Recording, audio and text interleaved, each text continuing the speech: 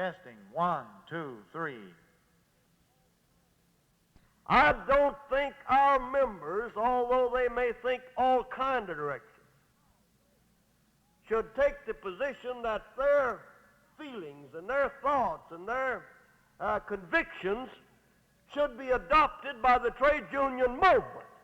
That I can say won't happen, because we are an organization, we have rules, we have regulations, and believe it or not, those rules and regulations are adopted by the people who make up that organization.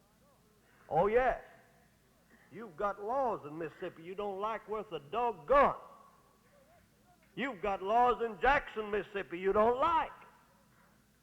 But what you going to do about it? You're going to quit paying taxes because you don't like the law? You better try that. So why should you have the right to say what kind of rules and regulations our unions pass? You can object, you have that right. You can go to the conventions and you can fight. But incidentally, the majority rules. So whatever the policies are of our organization, it's adopted by the majority of the people who make it up. Those are rules, those regulations. There's no attempt made at any time I've known to tell you individually what you should think, do, or say. But we don't think that these people who engage themselves in business that I personally don't like should try to invoke that and use the union's machinery to expound their own thoughts. I don't agree with that. And I don't think you should. If you're a true unionist, you wouldn't. So I know a whole lot about what goes on around. It's my business to know that. And I want to tell you something. We're living in dangerous times. I think it's time everybody should think for themselves a little bit. Let's look around. These movements you see, everywhere, not only in Mississippi, you can't claim credit for all of them. All of us have got a few of them. Citizens' councils. Listen, I'm not against citizens having a council, anything they want. But the ones I know about, my state, over in Louisiana where I live, where I know them by their first name and their pedigree, I can tell you this. Every doggone one of them is headed by the bitterest enemies labor ever had in the state. Every one of them. So I say let somebody else run them. I'm no part of them. And I don't think our members should forget about their union and join on those kind of things when it's all designed to divide and destroy the trade union movement, and don't you forget that. Let's do our own thinking. Let's pedal our own boat. Win, sink, or swim. I think labor's got to begin thinking in terms of protecting the working people rather than involving themselves in emotional issues and a lot of crazy stuff that there'd be no way in the world of ever solving problems that they talk about anyway. So all you're going to do is mess around with something you got no business. First of all, let's understand that the trade union movement is an economic organization. Economic has to do with the welfare of your family as far as wages, working hours, and conditions are concerned. And it's not promotion social. That you can have for your own, that's your business. So when we try to involve things in the trade union movement that don't belong in it, we come so confused. We can't blame the other fellow for being confused because we confuse ourselves. We confuse ourselves. So I tell you, I've spent a long time in this movement, most of my life.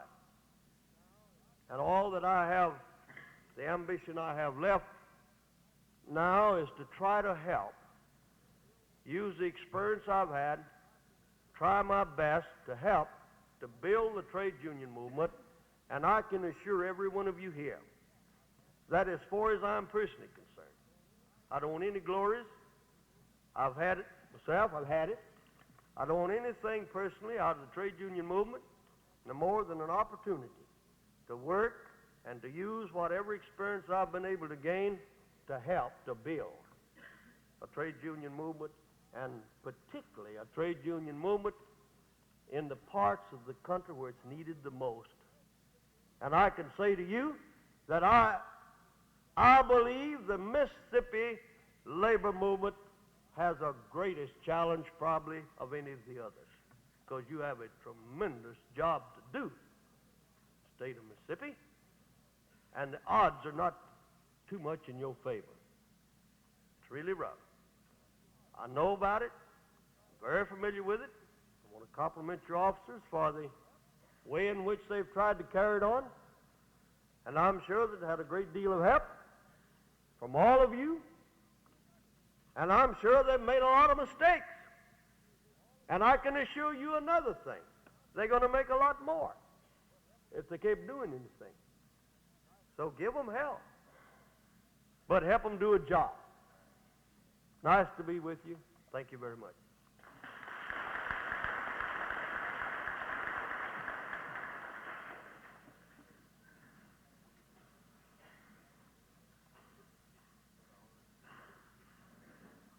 Thank you, Lige, for those inspiring remarks. I'm sure that the delegates at this convention will take note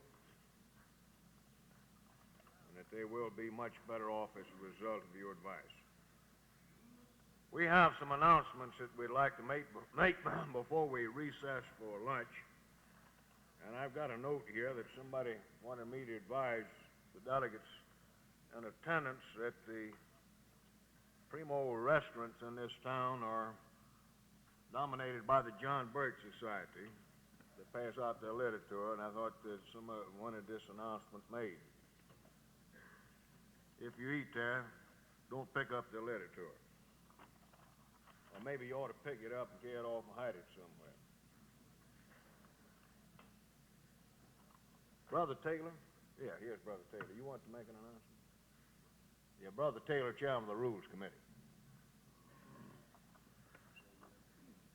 Due to the fact that we will be in union business at 2 o'clock, find it necessary to have a special call for the committee to meet at the lunch hour. I'd request that you meet with me for just a few minutes over to my left, and these are the people that are on that committee: Robert Morrison, James D. Holcomb, Rayford Huff, B.D. Stegall, D.F. Milstead, T.G. Deering, Purina Graham, John T. McDaniel. Thank you. Thank you, Brother Taylor. You, Brother Knight, you have some announcements, I believe. I'll mention one more time the announcement that President Ramsey had already mentioned, the fact that you need to register during the noon hour at the latest out at the amalgamated booth, because that drawing will be this afternoon. Now, I'd like for you to make note of these in order that you can arrange your schedule. Now, we know that you like to have your recreation, your fun, and certainly you're entitled to that. But there are a few things on the side during the next day or two, you might put it, that are very important, and we want you to keep these things in mind. And we've tried to arrange them in order that they don't completely disrupt your recreational activity. First, tonight in the Rose Room, which is downstairs at 7:30. This is most important. Brother E.L. Barnes, the chairman of the 5th Congressional District Committee on Political Education, would like every delegate and guest at this convention from the 5th Congressional District in the Rose Room at 7:30 tonight. Now, please make a note of this. This is most important. All delegates and guests from the 5th Congressional District, Rose Room at 7:30. Now, tomorrow evening, you probably noted on your agenda for Tuesday evening, convention, I believe, adjourns around 4:30. Now, you'll note that there's a film there at 5:30. We would appreciate very much if you would arrange your business to come back to the Victory Room at 5:30, at which time 2 films of approximately 30 minutes each will be shown. One of these films is put out by the National Committee on Political Education, the other one by the Amalgamated Clothing Workers of America. And I'm sure that you will want to see each of these. It will last approximately an hour, so arrange your schedule and put this on your agenda at 5:30 tomorrow evening, and you'll be through in plenty of time to powder your nose and get ready for the woo-woo over in the Olympic room, which I'm going to tell you about right now. Tomorrow night at 9 p.m., you are invited, and we hope you've already bought your tickets out there. If you hadn't, buy one, or buy two or three. The Communications Workers of America, Local 3511 here in Jackson, will be your host, and they are going to arrange for you to twist and retwist and just keep on twisting. So don't forget that. Tomorrow night at 9 over in the Olympic room. Now, just in order that you can get tuned up, I've been handed a note here that tonight at 9 p.m. over in the Olympic room, they're going to offer you an opportunity to dance some more. They say there'll be a jukebox and it'll be free. Well, it ain't free because I've contributed some cotton-picking money to this thing. And I know some of the rest of you have. But anyhow, this should get you in second gear for the thing tomorrow night with CWA. Thank you a lot. Do we have any other announcements? John?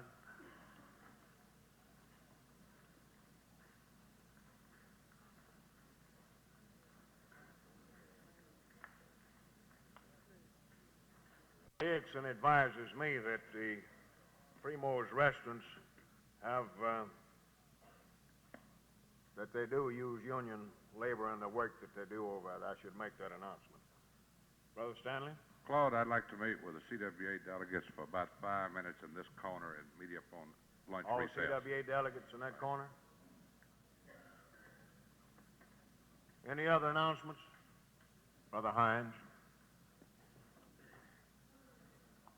I'd like to have the organizational committee to meet at 2 o'clock in Parlor A on the outside, and that committee is myself and Herbert Mills, Christine McCullough, Albert Bailey, Andrew H. Brown, and S.H. Dees.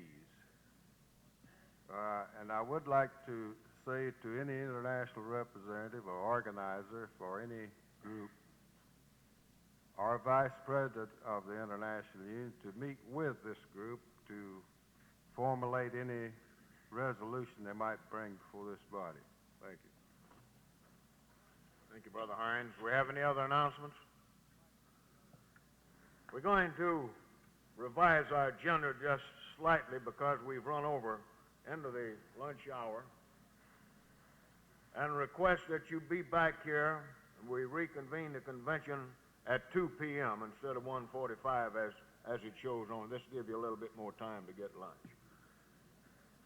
If we don't have any other announcements, the convention will stand recessed until 2 p.m.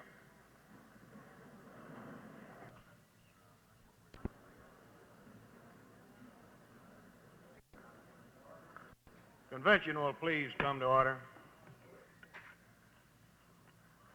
At this time, we will receive a partial report from the Credentials Committee, which will be given by Vice President Clark. Brother Clark.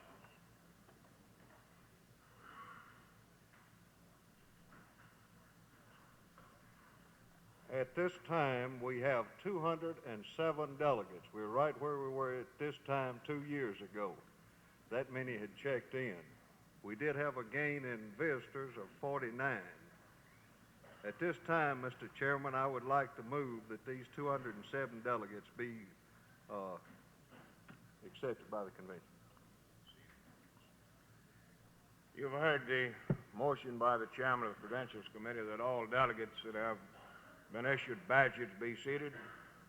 We having a discussion on that motion? If not, all in favor of the motion? Was there a question? If not, all in favor of the motion, let it be known by saying aye. Aye. All opposed? Motion carried and so ordered. Brother Taylor?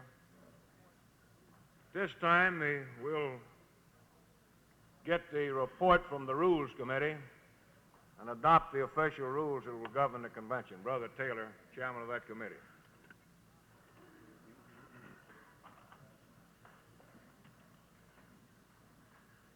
I believe the delegates has copies of these rules. If you pick it up and follow us, we have 18 points.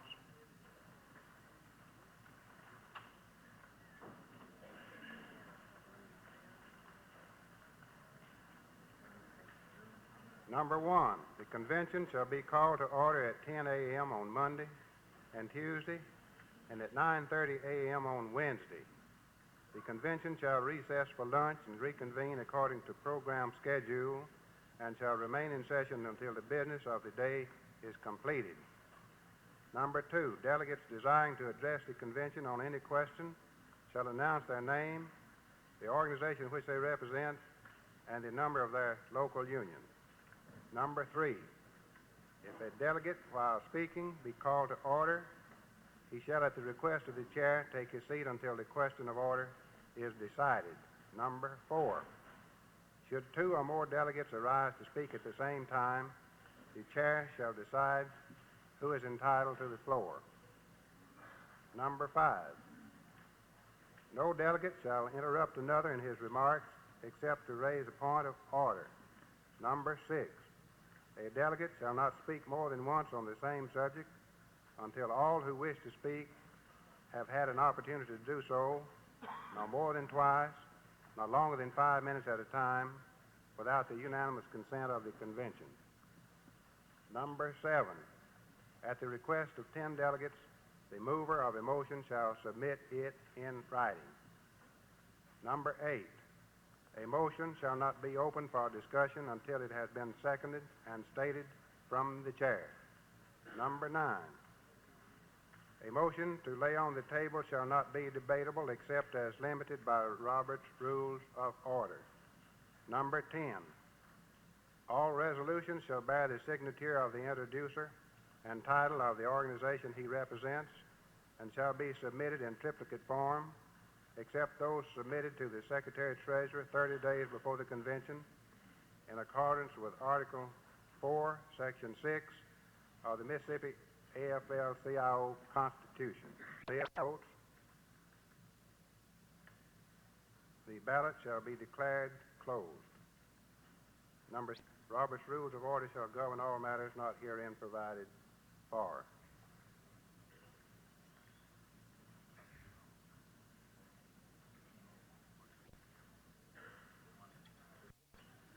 You bear with us for just a minute, please. Yes. While we're waiting on Brother Taylor, I don't believe any of the copy of the rules has been passed out, but none of our people seem to have them. You don't have copies of the rules before you? Will the Sergeant at Arms please get the rules? They should be in the foyer. And distribute them, please. I was under the impression, I'm sure Brother Taylor was, it had been passed out.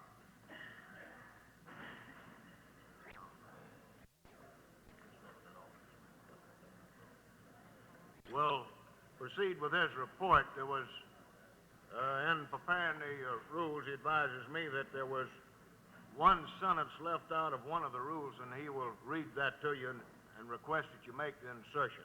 Brother Taylor. This is in reference to Rule 6. We will read it in its entirety in the form in which we'd like to have you consider it. And you may insert this second clause in it, beginning with 6. A delegate shall not speak more than once on the same subject until all who wish to speak have had an opportunity to do so, no more than twice, no longer than 5 minutes at a time, without the unanimous consent of the convention. Now begin the addition. The chair may, in his discretion, extend the privilege of the floor to any international representative or to a member of any fraternal organization for his or her comment upon any question under consideration.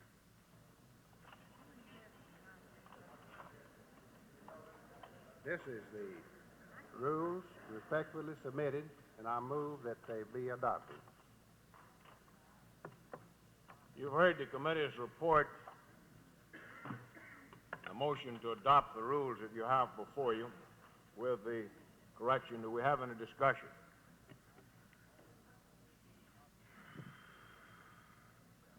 Not. All those in favor of adopting the motion signify it by saying aye. Aye. All opposed?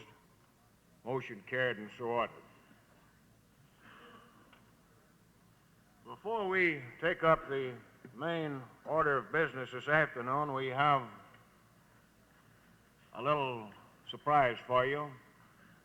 Something that don't show on the agenda that we would like to give recognition to some of our ladies in attendance.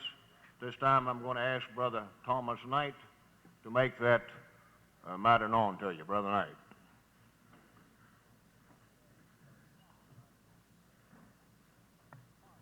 Thank you, Mr. President. We have a group of people here, part of which are here, that we would like to recognize, especially at this time, for a wonderful job that they've done in the past and are still doing. So without any further comment on my part, it's a pleasure for me at this time to present to you the State Director of the Women's Activities Department, Sister Doris Kelly. And when she has finished, when the time comes for applause, I want you to give these people the best applause there is in you. Sister Kelly.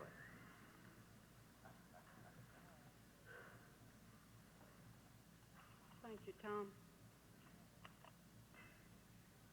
It's a pleasure for me to introduce to this convention the women who have so unselfishly and voluntarily devoted up to 100 hours or more to the women's activity work.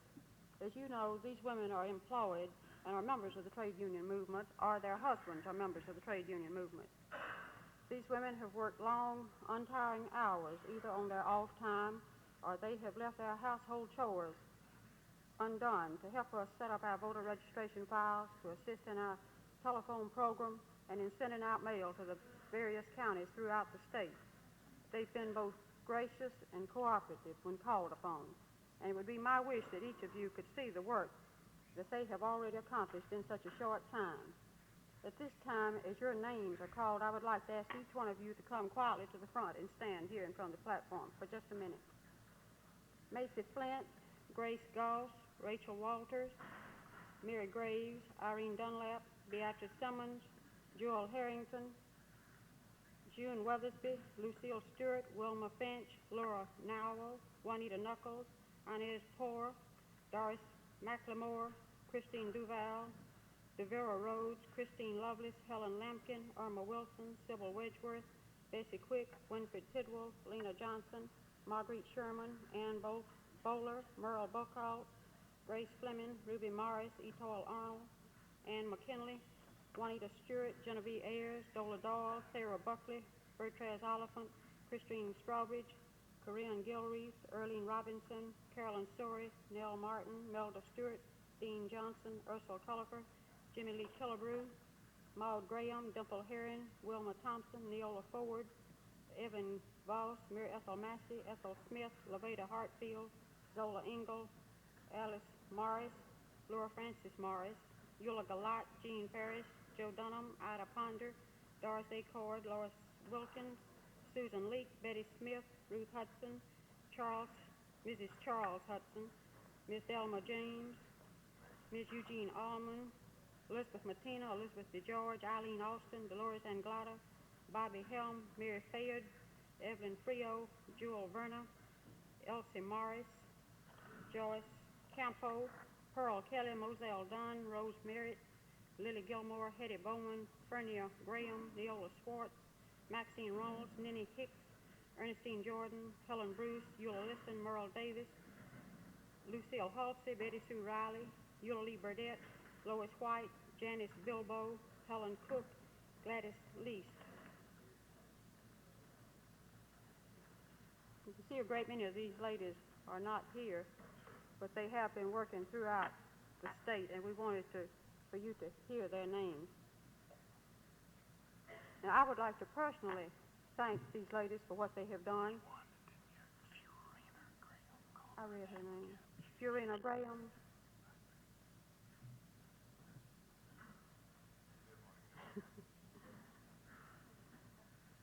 But I would like to personally thank these ladies for the work that they have done, and to ask that this convention give these women a warm thanks for the work that they have done prior to this convention, and the work that they will do between now and the next convention. That's all. These have given 100 hours and more. They are presented with a scroll and pen, and the ladies that are entitled to these awards will be recognized in their respective areas sometime next month. And I would like to call your attention on the agenda, the bottom of the page, the breakfast for the ladies in the morning at 7:30 in the Rose Room. And we would like to see all of you there at 7:30 a.m. Thank you, Mrs. Kelly. Now, we have some material that we want passed out at this time. We'll ask the Sergeant at Arms to pass out resolution number 5 and some other material that you haven't received in connection with the question will be raised here this afternoon.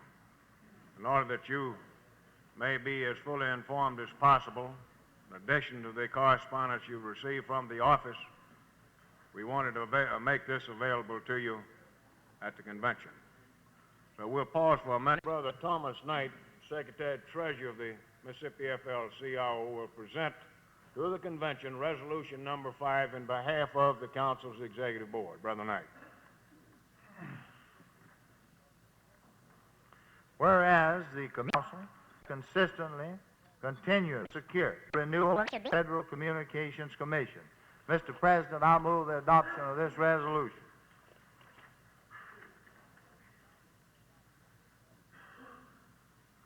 You've heard the resolution and the motion to adopt.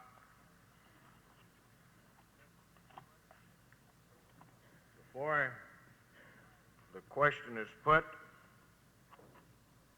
I deem it advisable, on behalf of the committee, as President of the organization, to give you a brief explanation of the proposition before you.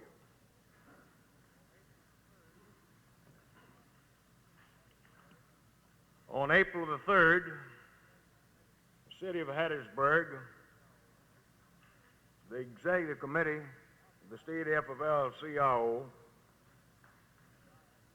authorized the Executive Committee, as is outlined in the resolution, for the reasons mentioned, to proceed to object as far as the renewal of the license of this station was concerned. As a result of that meeting, I consulted with our people in Washington responsible for programming of television, radio stations, what have you, Mr. Morris Novick in Washington, regards to this thing. And he inquired of me as to whether or not there had been any letters of protest, any wires or what have you, filed with the commission about the station's programming. And he advised me, and I advised him, to my knowledge, there hadn't been. There possibly could have been, but I didn't know anything about it. He suggested that I request of some people that such letters and wires be sent into the commission. This was on April the 4th when I talked with him after our meeting. I proceeded to follow his advice and did consult and get some people to send wires and letters about the programming of the station. On the night of April the 15th, I was working on a report to the local unions. In a late newscast, I heard that the United Church of Christ had filed a petition with the FCC objecting to the renewal of this license. In view of the fact that I had asked other people to send wires and so forth, I thought at this particular time that this was the appropriate time for me to send a wire myself. I made a note of the name of the church. When I got through with the work that I was doing, I wrote out this wire, which I called in to the Western Union the next morning. Addressed to Mr. William E. Henry, Chairman of the Federal Communications Commission. According to recent news reports, the United Church of Christ has filed a petition with the Federal Communications Commission objecting to the renewal of licenses for television station WLBT and radio station WJDX in Jackson, Mississippi. Please be advised that the Mississippi FFL-CIO would like to join in these objections. As a matter of fact, the Labor Council was preparing for a similar action when this petition was filed. A complete check into the programming of these stations during the past few years will disclose the fact that they have not fulfilled their obligations to the public in general. The Labor Council is prepared to substantiate these charges with witnesses as well as other evidence. On April the 21st, 5 days later, I received the following letter from Mr. Ben F. Waple, Secretary to the FCC. Dear Sir, this will acknowledge receipt of your telegram of April the 16th, 1964, advising that you would like to join the United Church of Christ in objecting to the renewal of licenses for television station WLBT and radio station WJDX in Jackson, Mississippi.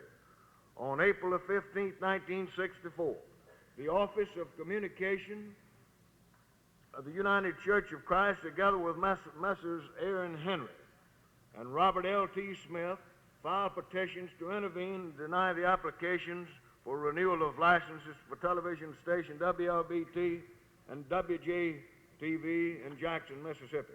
No petition was filed directed against station WJDX. We're transmitting a copy of your telegram to the Lamar Life Broadcasting Company, licensee of station WLBT.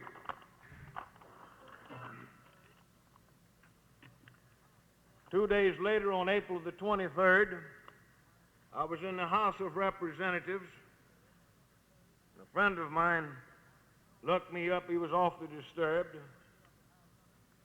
He wanted to know, he said, there's a fellow going to get up and have something to say about you, something about a television station, about a wire that you sent. Do you know anything about it? I said, yes, I think I have a pretty good idea what's going to happen, what the gentleman has on his mind. He told me here it was. Well, he says, I wish you'd talk with him. I said, all right, I'll be glad to. So he went and got Representative Cross from Warren County and brought him out in the lobby, and I had a little chat with him. He wanted to know if I sent a wire to the FCC. I advised him I did. I advised him that our objections to the renewal of this license were altogether different from the objections raised by the United Church of Christ. After the original wire, I learned what was in the petition. I told him that I would be glad to furnish him with any information that he would like to have, that I had some material in the office that I'd like for him to see before he got started. Well, he requested I get it as quick as possible because he advised me he was going to read the wire on the floor or something to this effect. I came back to the office to try to I wanted to get the editorial in particular that you have in the material before you. I wanted him to see this. You've got the editorial that the station did in connection with the Stortline election. The House adjourned before I got back over there. They had an early session. And on my way to the House, I ran into another friend. He was coming to look me up, advised me of what had happened. He didn't seem to be too disturbed about the thing. He said that nobody paid much attention to it at the end of the session. Recognizing the severity of the thing and having been advised already, as I advised you here this morning, that the John Birch Society and the other radical right-wing groups of this state was going to seize upon the first opportunity to take out after Claude Ramsey and the state labor movement, I immediately recognized what this would do, that I should prepare or attempt to put this thing in its proper perspective. The following day, on April the 24th, I released to the press the following statement. According to news reports of yesterday, April the 23rd, Representative Cross of Warren County read to the House of Representatives a telegram by myself to the Federal Communications Commission objecting to the renewal of licenses to television station WLBT and radio station WJDX in Jackson, Mississippi. These news reports indicated that Mr. Cross wondered if the union members of this state realized what their president was up to. The purpose of this statement is to clarify this matter for Mr. Cross as well as the public in general. Unfortunately, Mr. Cross has allowed himself to be used as a lackey for the management of television station WLBT in this matter, for he obviously secured a copy of my telegram from Mr. Beard, the manager of that station. Considering Mr. Beard's actions of the past, this turn of events is not too surprising. The Mississippi AFL-CIO Labor Council, along with a number of other citizens of this state, have been very much concerned with the programming of WLBT for several years now. Our concern centers around two specific areas. The facilities of this station have been used to defeat some of our organizational efforts and is constantly used as an outlet for the propaganda of the extremists of the far right. In 1962, the National Labor Relations Board set aside a representation election at Storkline Corporation in Jackson on the grounds that the workers in the plant were not allowed to vote in an atmosphere free of coercion and intimidation. The board cited interference on the part of radio and television stations of the area as one of the reasons for setting the election aside. Station WLBT editorially opposed union representation for these workers. In 1962, the facilities of this station were used in an effort to secure passage by the legislature of the infamous Liberty Amendment, a pet project of the extremists of the far right. Mr. Beard actively lobbied for this proposal then, as well as during this session of the legislature.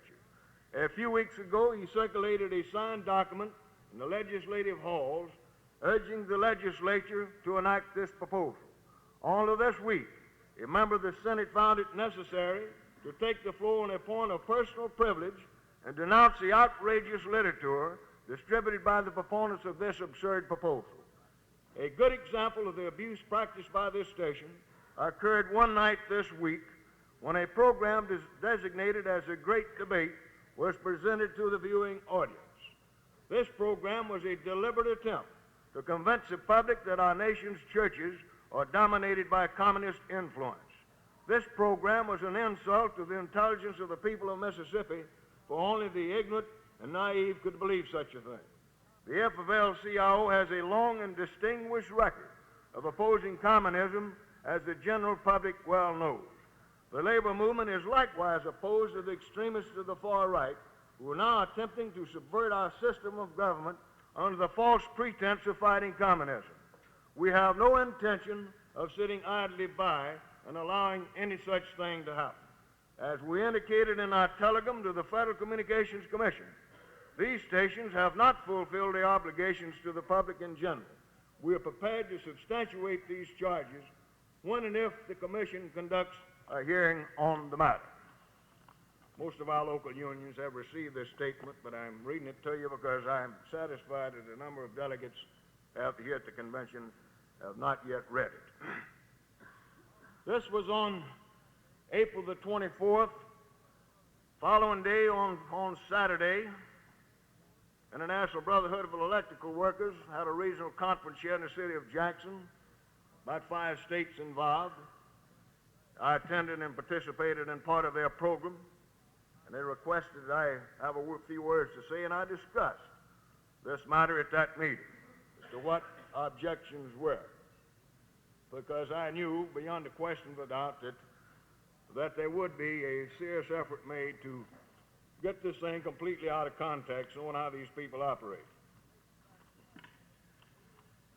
On Sunday morning, late Saturday night, brother,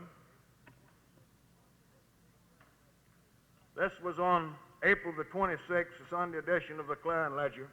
I picked up the early edition, so I left the hotel here. On page 16, I believe it was, on the back of the paper, I saw where I got the first-class Hetterman treatment.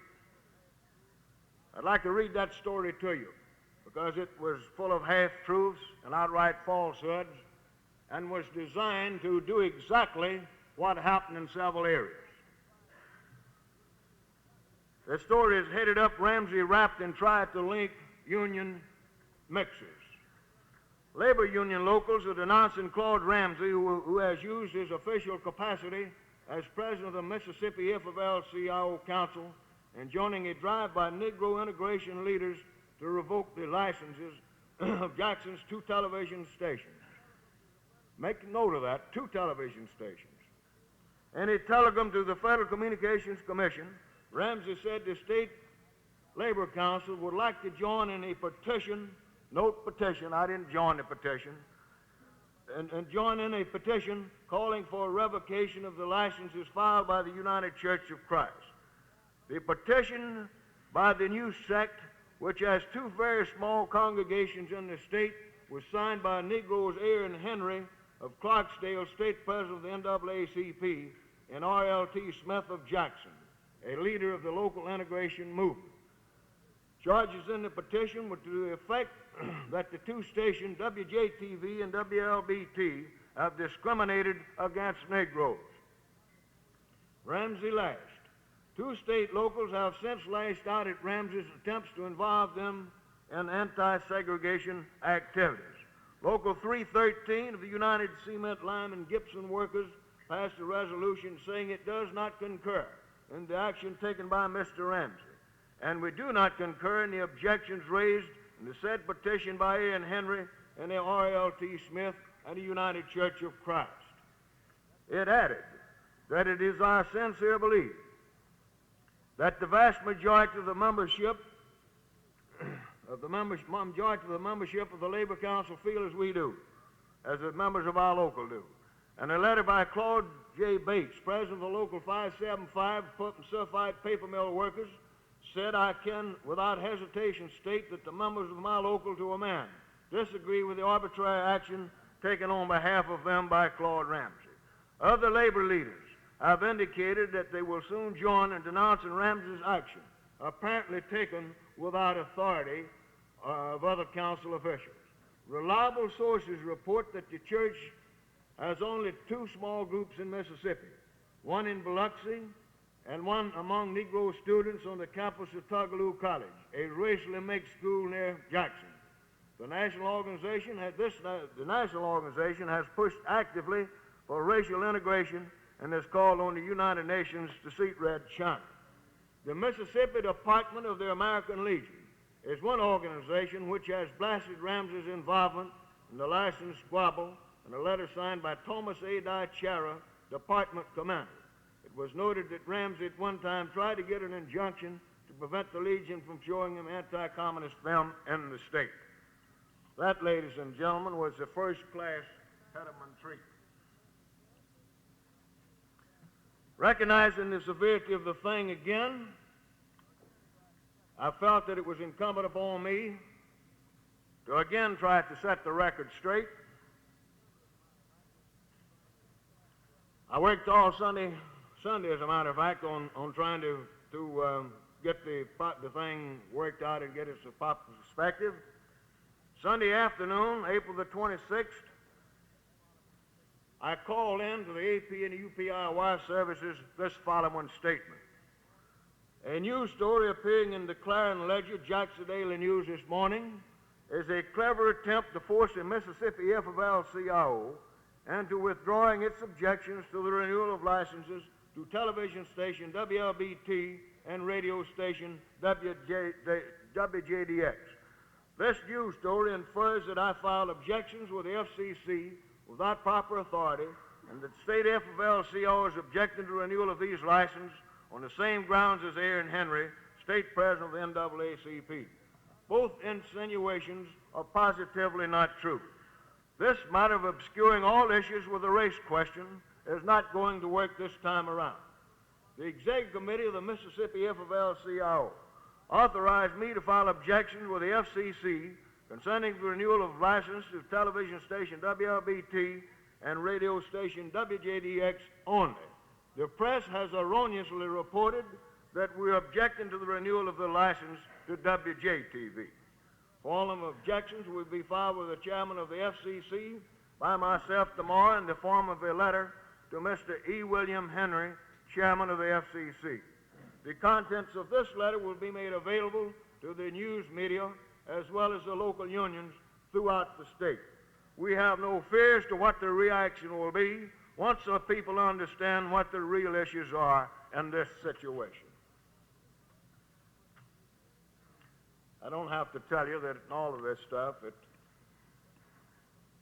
lot of the papers butchered it. You didn't get much out of it most of the years of the state. The letter that I referred to there to Mr. Henry, which I put in the mail on the following day, on April the 27th, is as follows.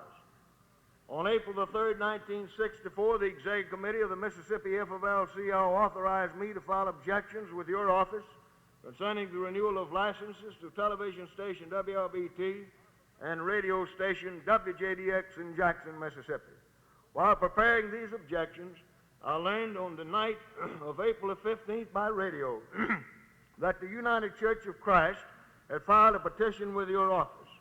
This early newscast indicated that the church was objecting to the renewal of licenses to television station WLBT and radio station WJDX. The following morning, I wired you that Mississippi FFL-CIO joined the church in objecting to the renewal of these licenses. I have recently learned that the petition filed by this church objects to the renewal of licenses to both television stations in the Jackson area, WLBT and WJTV. I have further learned that the objections raised by this church is that of racial discrimination.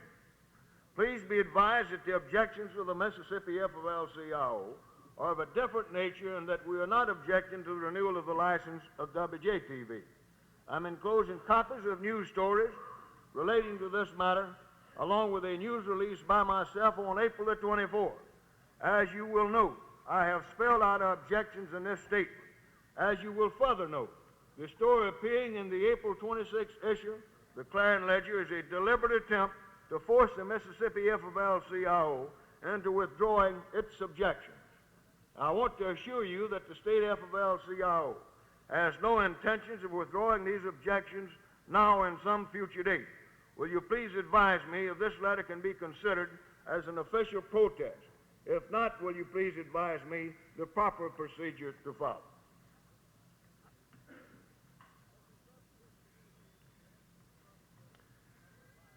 As a result of this communication, and after consulting with a number of our local union officials, members of our executive committee and board, I deemed it advisable to call a meeting of the executive committee to review this matter.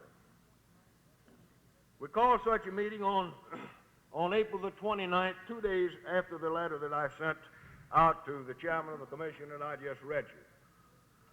And we invited the members of council's executive board that were in the Jackson area to also attend the meeting because we wanted them to be as well as informed as possible because it was in their immediate vicinity. After reviewing this thing quite at length with the committee, they advised me to send the following wire to the chairman of the Federal Communications Commission. And this went out, we included this wire in a letter to the local unions. I'll read the letter, and then the wire. In view of the misunderstanding, this is addressed to the local unions, in view of the misunderstanding as well as controversy centering around the state FFL-CIO's objection to the renewal of license to television station WLBT and radio station WJDX, the Executive Committee of the Mississippi FFL-CIO has instructed me to wire the chairman of the Federal Communications Commission. In the immediate future, communication will be sent to the rank-and-file members of our organization outlining in detail what these objections are. The wire, which is self-explanatory, is as follows. Mr. E. William Henry, Chairman of the Commission. On April the 16th, 1964, I wired your office that the Mississippi FFL-CIO would like to join with the United Church of Christ in objecting to the renewal of licenses to television station WLBT and radio station WJDX in Jackson, Mississippi. On that date, I was not aware of the nature of the charges filed by this church or that the state president of the National Association for the Advancement of Colored People had signed the church's petition. This wire is being erroneously construed as an effort on the part of the Mississippi FFL-CIO to join in the church's petition. As I pointed out to you in my letter of April the 27th, this is not true. In view of the misunderstanding and controversy that has arisen over this matter, I am now withdrawing objections as well as suggestions that were raised by my wire on April the 16th. The state FFL-CIO objections to the renewal of the licenses to these stations do not relate to racial matters. Therefore, we do not wish to be associated with the church's petition. Legal counsel for the Mississippi FFL-CIO will file an official petition containing our objections with your office, the name of this organization, in the immediate future. May I say that I sincerely hope that this communication clarifies this matter for all concerned. This Executive Committee meeting on April the 29th, as you will note, authorized me to engage legal counsel to proceed with the drafting of a formal petition which would be presented in the name of the state FFL-CIO. And the resolution that you have before you encompasses the 4 points that will be encompassed in the petition. Carl Wiesenberg of Pascagoula, as the attorney that has been engaged, he is presently preparing the petition, and if this convention adopts a resolution before you, it will be filed. The petition will be filed in the immediate future. I don't want to speak any more on this question. I just wanted to give you the explanation. There probably will be some questions raised, but I want to make this statement. This television station prepared a packet of material that I have in my hand and circulated it all over the state. It's a real clever package. Some of you have probably seen it, and it was designed to do what it did in several areas. I went through with you all of the communications that I had, the statements that I made on this matter, and it's interesting to note that the packet that I have in my hand only had one of the pieces of communication that I sent out, and that was my original wire to the commission. There's a statement here by the Public Relations Director by the name of Dallas Wales, who is in charge of public service programming for the station. And there's something I want to touch on that's in that statement, which needs to be said here at this time. WLBT and WJDX have been complimented on their labor news coverage by officers of the Mississippi Labor Council, including Tom Knight and Claude Ramsey, officers of the communications workers, including Bill Stanley and Lonnie Daniels, and by various local unions. The president of the local chemical workers union, recently on strike against Mississippi Valley Gas, was highly complimentary of our coverage and fairness. Now, I haven't made this statement up until this point because I think now it needs to be said. The officers of this organization have certainly complimented the news department of this station. We think that they've got one of the best news programs in the state. And the thing that disturbed a lot of us, and one of the main reasons that we felt that this petition should be filed, these objections raised, that we had learned from reliable sources that when and if this license was renewed, that the director of this news program was going to be discharged from the station.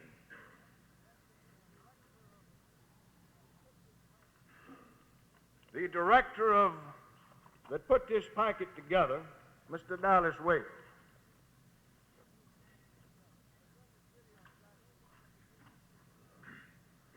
was in the city of Jackson on November the 18th, 1961, with Mr. Robert Welch, head of the John Birch Society, who addressed a group of people in this hotel. Mr. Mr. Wales, here's the picture reproduction of the story, a photostatic shot of the story. When Mr. Wales was here in the accompaniment of Mr. Welch, Congressman John Bell Williams, the other picture in the paper.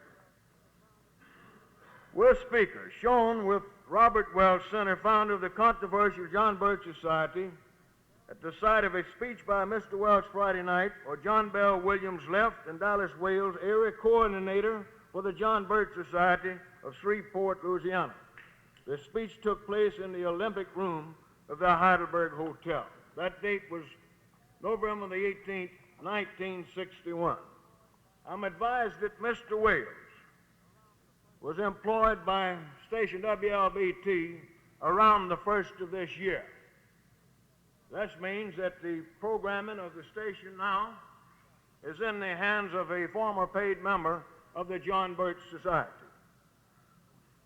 Now that pretty well explains the situation that you have before you.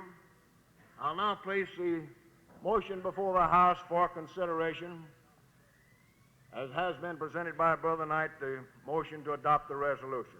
Do we have any discussion on the resolution?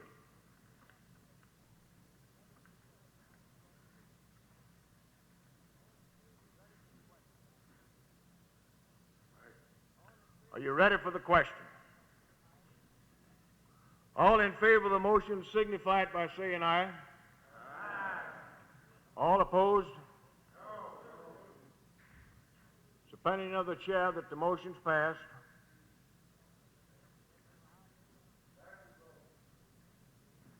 No other division of the House?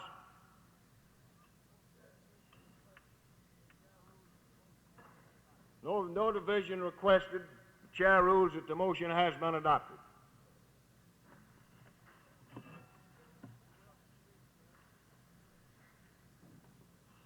We will proceed then to advise the attorney to begin with the proceeding of filing the official petition.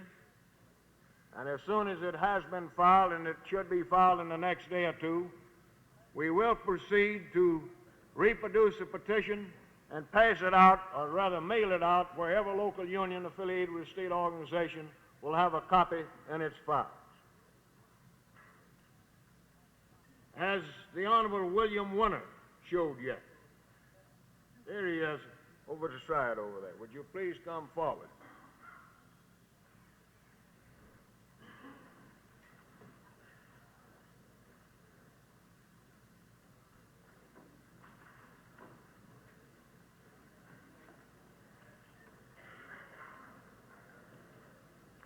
Hello, Bill. What do you think, son?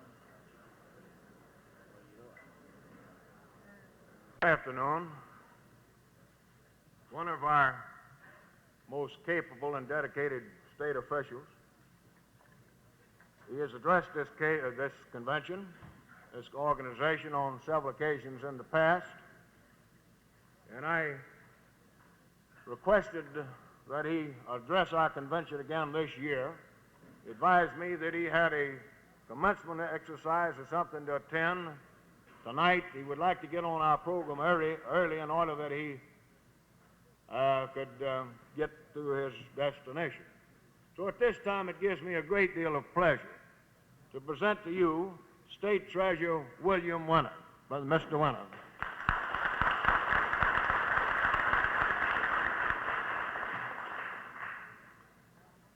Mr. President, ladies and gentlemen, my fellow Mississippians, my friends of this outstanding organization. I'm delighted to be here. I'm always highly flattered and highly honored to be asked to say a few words to this group. I want to say to your president that even though he may have been expecting it, I did not bring any samples along of the commodity which the state treasurer has the responsibility of handling. In fact, I'm not going to talk too much about the work of the state treasurer's office and the financial affairs of the state of Mississippi at the present time. until we can have a little more indication from the legislature as to what we can expect. I've come to talk to you about some things I hope are of common interest.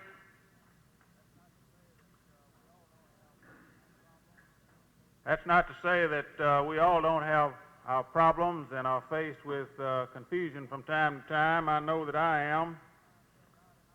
But I don't believe we had quite as much trouble as a friend of mine lives out in our neighborhood had the other night. This fella called the doctor up about 2 o'clock in the morning. He said, "Doctor, come over quick. Something terrible's happened." The doctor said, "What's the trouble?" He said, "Well, it's my wife. You know, she sleeps with her mouth open," and he said, "A mouse has run down her throat."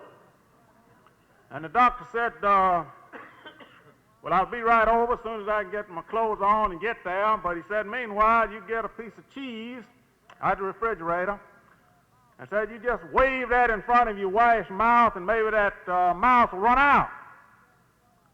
Well, in about 10 minutes, the doctor got there and he walked in the room where the man was tending his wife, and instead of waving a piece of cheese over her mouth, he was waving a sardine. And he said, "I thought I told you to wave some cheese in front of your wife's mouth." And he said, "Yeah, no, Doc, but we got to get the cat out now." These kind of things happen all the time. I get sick, I'll tell you, I get sick and tired of hearing about the young people these days, about them being soft and not self-reliant. Well, I won't tell you after an experience that happened up to school where our little girl goes to school, one of our girls goes to school, that I'm not so sure about that. I think maybe we may be better off than we thought we were as far as our children are concerned. This little kid, 6 years old, fell all the way down about 12 steps, concrete steps, bounced from one to the other at the schoolhouse, and rolled out in the yard, cut himself all up. His head was skinned, his elbows were out, his knees were bloodied, and he lay out there in the dirt and terribly beat up. The teacher who saw it dashed down, and she did what I would have done. She picked the little boy up and just squeezed him to her, and she said, "Honey, just cry. Cry all you want to." And this little kid, now 6 years old, blood streaming down his face, he looked up at the teacher and he said, "Cry hell, I'm suing somebody."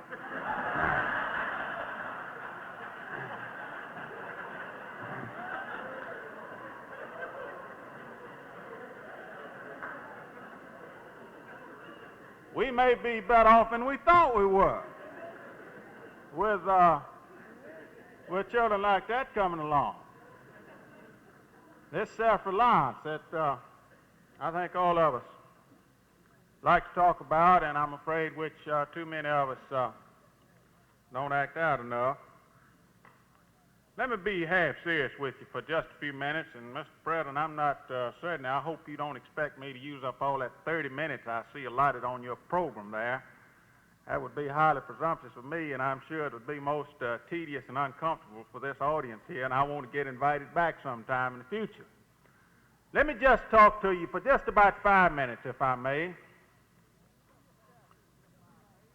Try to reestablish, if I may, some perspectives that I think maybe we get out of place here in our area. I'm a fifth-generation Mississippian, and I don't think I have to apologize to anybody about my dedication to this state and to everything it stands for. Yet at the same time, I think maybe in our concern to advance our state and our area, we tend somehow or other maybe to get these interests out of perspective a little bit.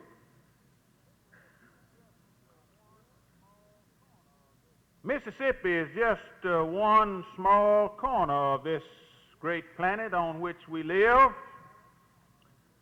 Increasingly smaller planet, than it used to be. It used to take months and months and months to get around it, if indeed a man could expect to survive getting around it, and now you can get around it without letting the sun go down on you. World is shrinking, and whether we like it or not, we are becoming increasingly a part of this total globe, this total planet on which we live. The best illustration that I have seen of just where we are with relation to the rest of the world was contained in this kind of a picture of imagining, if you will, capsuling all of the people in the world, 3 billion of them just about right now, putting all these people in one little town, call it whatever you will. Let everybody in the world be represented by this town of 1,000 people. And this is everybody. It's interesting to see what the makeup of that town would be. And I think we begin to reestablish the perspective of which I spoke. When we look at the total world in terms we can understand, that is, all the people living in one town of 1,000 people. 60 people in this town, 60 of them, would represent the people of the United States. 940 would represent everybody else. Mississippi wouldn't even have one whole person in this town, be less than one person in this town of 1,000. And yet the 60 Americans would be better off economically than all of the other 940 put together. 36 of these Americans would be Christian church members. 24 would not be. In the town as a whole, about 300, only 300 would be Christians. 700 would be non-Christians. At least 80 people in this town would be dedicated, hardcore, card-carrying communists. 370 of these people would be living under communist domination. 303, only 303 of the people in this town would be white people. 697 would be non-white. The 60 Americans in this town of 1,000 would have a life expectancy of 70 years. All of the other 940 people would have a life expectancy of 40 years. Of the town's total supply of the following items, the 60 Americans would have 12 times as much electricity as the rest of the people, 21 times as much oil and gas, 22 times as much coal, 50 times as much in terms of consumer goods like refrigerators and television sets and washing machines.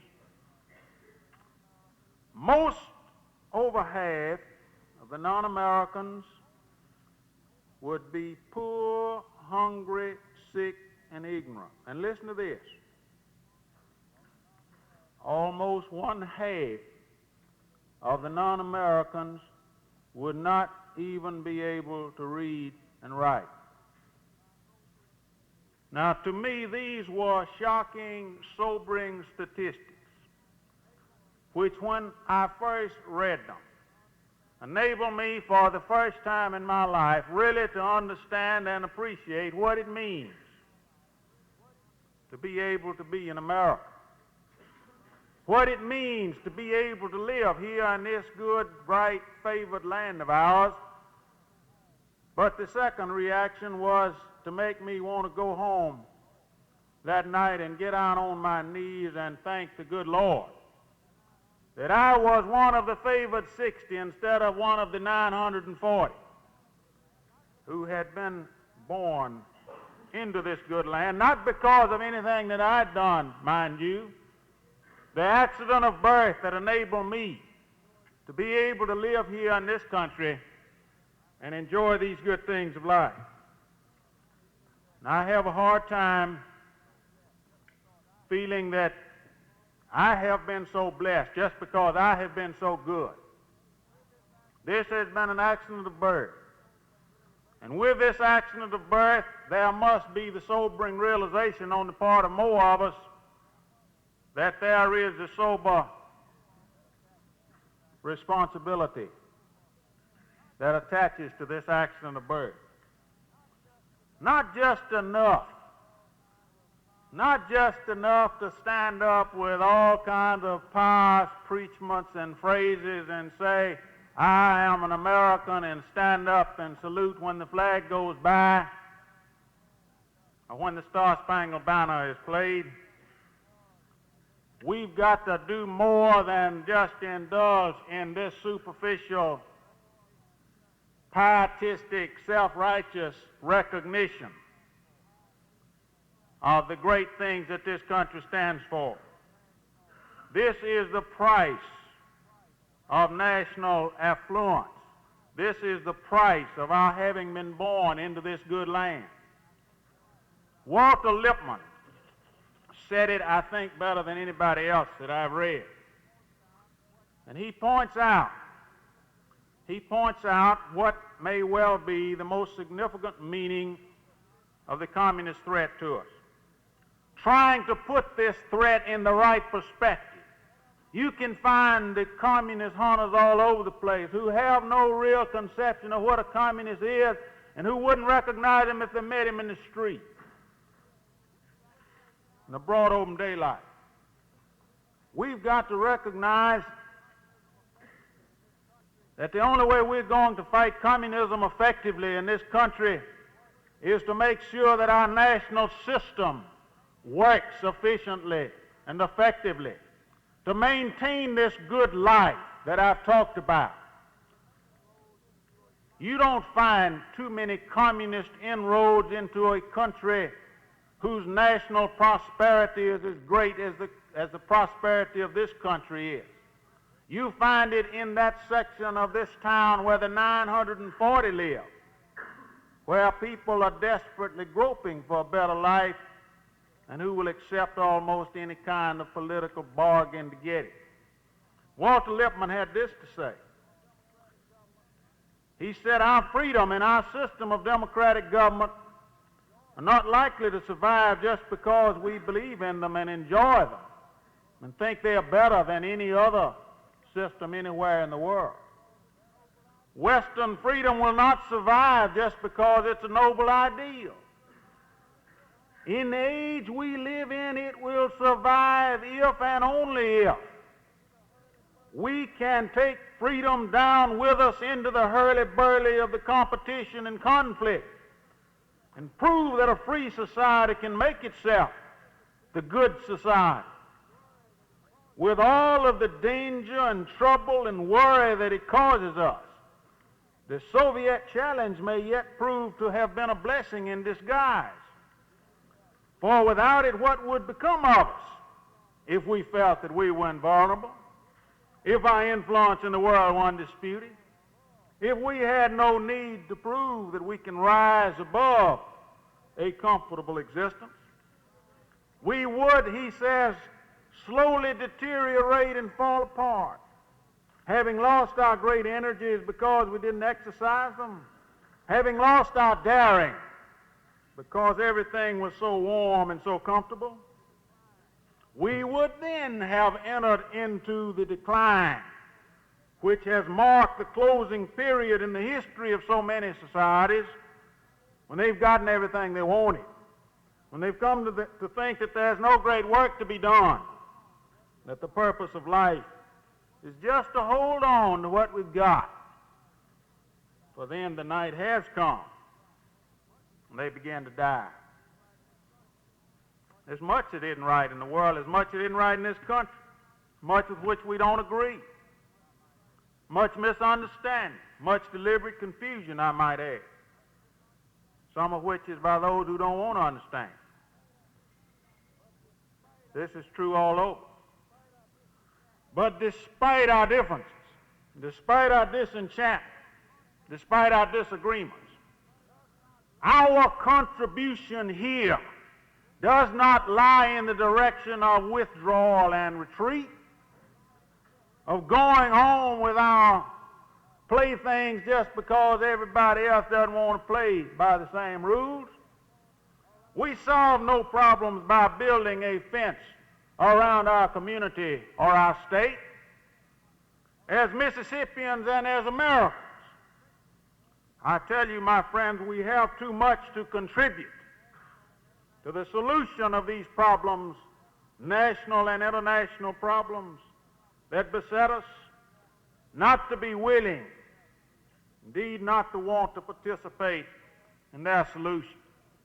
I can think of no organization in this state better equipped to try to teach these lessons to others than this organization that's represented here. We have here in this area of the country so much promise and so much potential if we can only use it in the right direction. Withdrawing, retiring from the field, taking down our signs and going home will solve no problems for us, will contribute to no solutions to our country's problems. We have too much to offer, particularly in a time when this world is shrinking so fast that we can hardly realize the speed with which this process is taking place. We have too much to offer as Mississippians not to want to have a full measure in the solution of these problems that confront us on so many fronts. I hope that this organization will continue as it has in the past to speak with a forward-looking voice, bringing to bear your good thoughts and good judgment in the solution of these issues. I appreciate your courtesies to me here this evening, and I thank you for the opportunity of letting me say these few words to you. Thank you so much.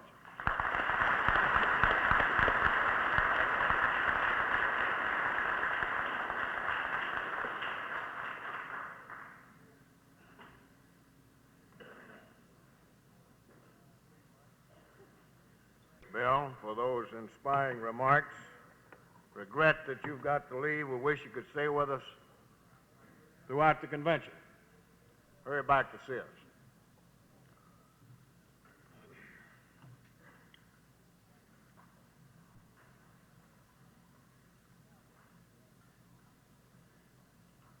We have with us this afternoon an old friend of ours. We've been trying to call him a Yankee all day, but he won't let us. He said he come to the southern part of Tennessee, not the northern part. Stanton Smith has served as the president of the Tennessee Federation of Labor and the merged organization, the Tennessee Labor Council. Served in that capacity for a number of years. A few years ago, he was elevated to a position of coordinator of local and state central bodies, and his office is now in the FL-CIO building in Washington.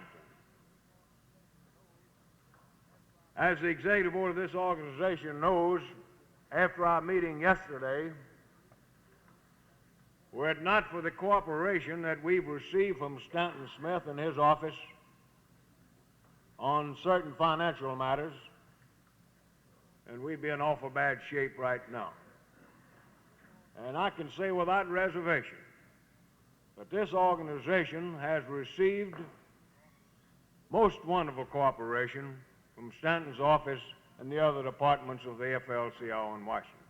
This time it gives me a great deal of pleasure to present to you Stanton Smith of Tennessee formally.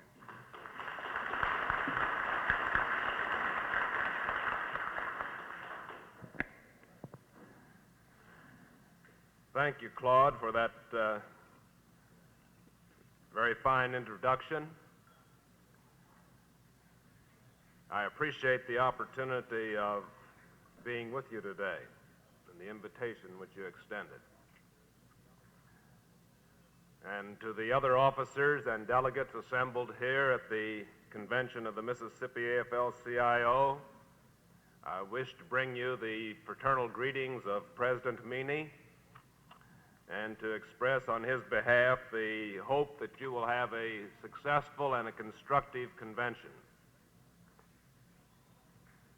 I am not a stranger to your conventions. I think this is at least the fourth one that I have attended over the years. I came to a couple of them while I was president of the Tennessee labor movement, and this is the second one that I've been to since I entered upon the new duties in Washington. In the intervening years, I have covered a good part of the United States. I've been in every state of the Union except one, Hawaii, and I'm looking forward to the opportunity of going there. And I've observed the operation of the labor movement in all parts of the country, and I'm familiar with the problems that the labor movement at the state level and at the city and county level is confronted with. And I think that my experience on this new position has broadened my understanding of and appreciation of the problems which are peculiar to the southern states. We have some problems in the labor movement in the South which are different in degree, if not in kind, from the problems that the labor movement has in other parts of the country.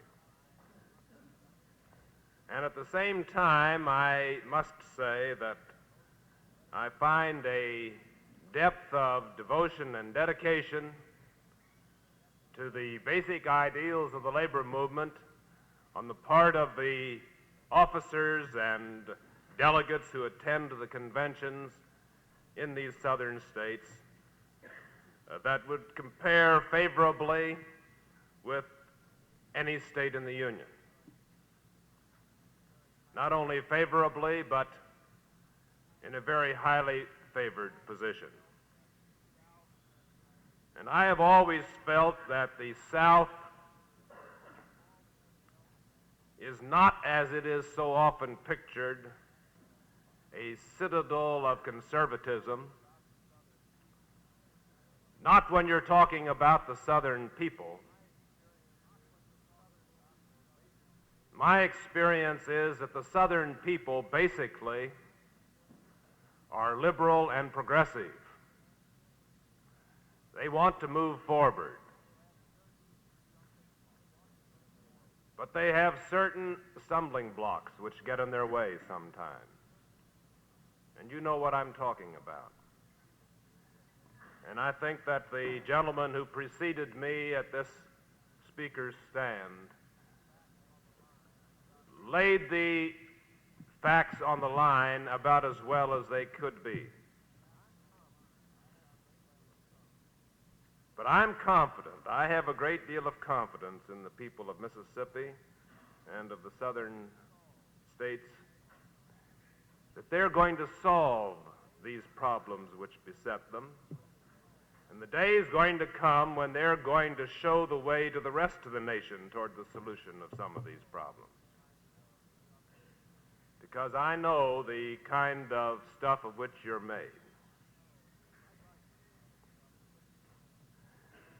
I'd like to use a few minutes today to talk to you about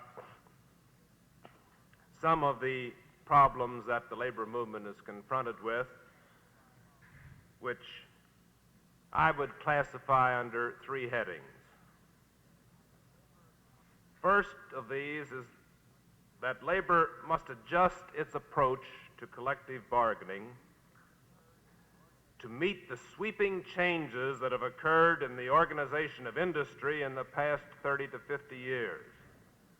where today we find this heavy concentration of ownership, accelerated technological progress, and ever larger units of production.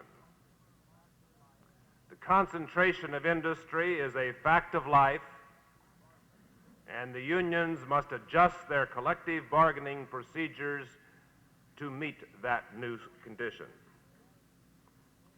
The second point that I want to make is that collective bargaining is no longer enough.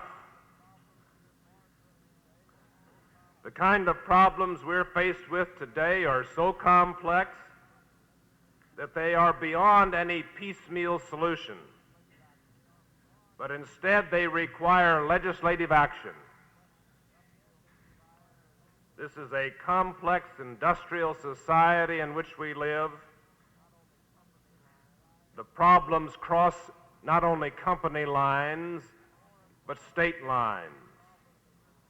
And more, the economic problems that we're confronted with are so entwined with the social problems with which we're confronted that there is no piecemeal solution that can be found for them through the processes of collective bargaining. And the third point I want to make is that democratic government will respond only to the clearly expressed wishes of the people.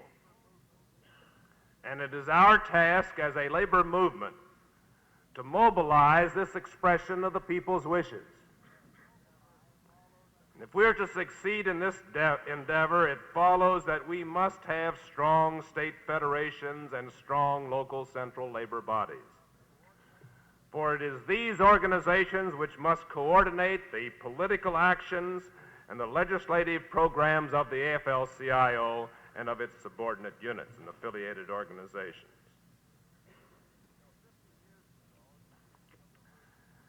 You know, 50 years ago, speaking of the first point about these sweeping changes in the concentration of industry, 50 years ago, unions operated almost entirely on a local basis. Small unions dealt with small employers.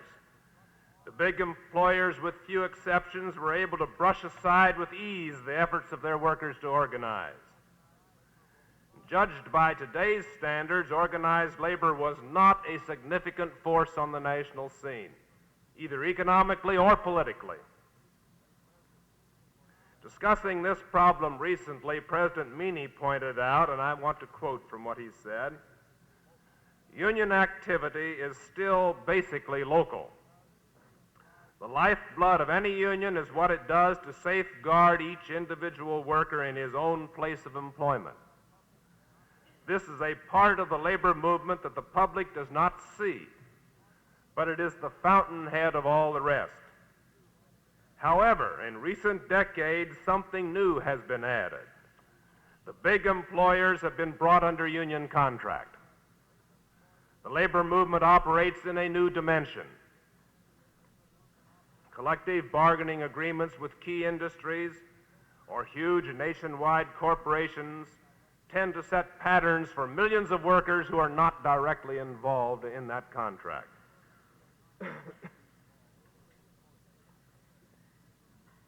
Continuing the quotation from President Meany, the labor movement's ability to raise the general level of wages, to establish such safeguards as welfare and pension programs,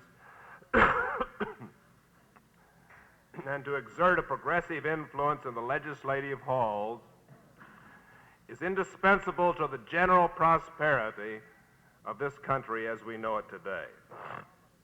But in recent years, there have been some other more ominous changes. The advance of automation, allied technological developments, has proceeded from a crawl to a walk and now to a gallop. Combined with a flabby economy and a soaring population, it has produced an ever-increasing backlog of unemployment and the wholesale destruction of jobs. Excuse me.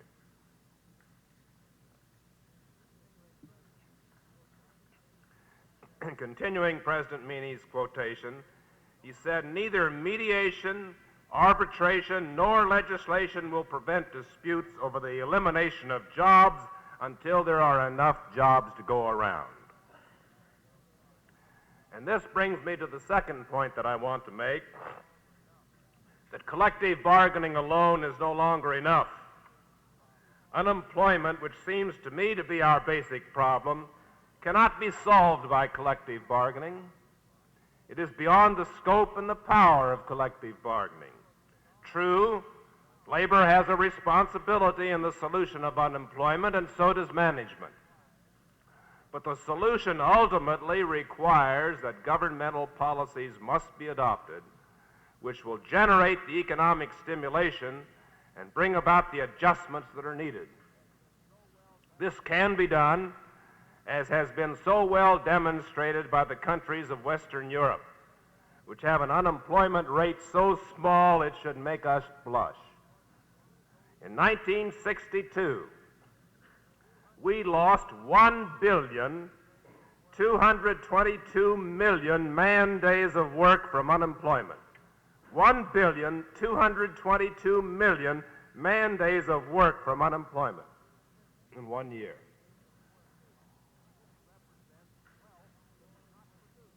This represents wealth that was not produced, thereby lowering our standard of living to that extent. And more important than not producing wealth, it represents a vast amount of unnecessary human suffering. Our government has taken some steps toward the solution of this basic problem of unemployment. It has increased the minimum wage, but there are still millions of workers not covered by the wage and hour law.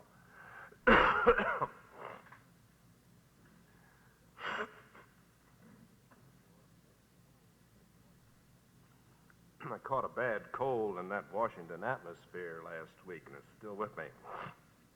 Hope you'll bear with me. Secondly, the government has adopted the Area Redevelopment Act and the Manpower Development and Training Act, but these have only scratched the surface of the unemployment problem.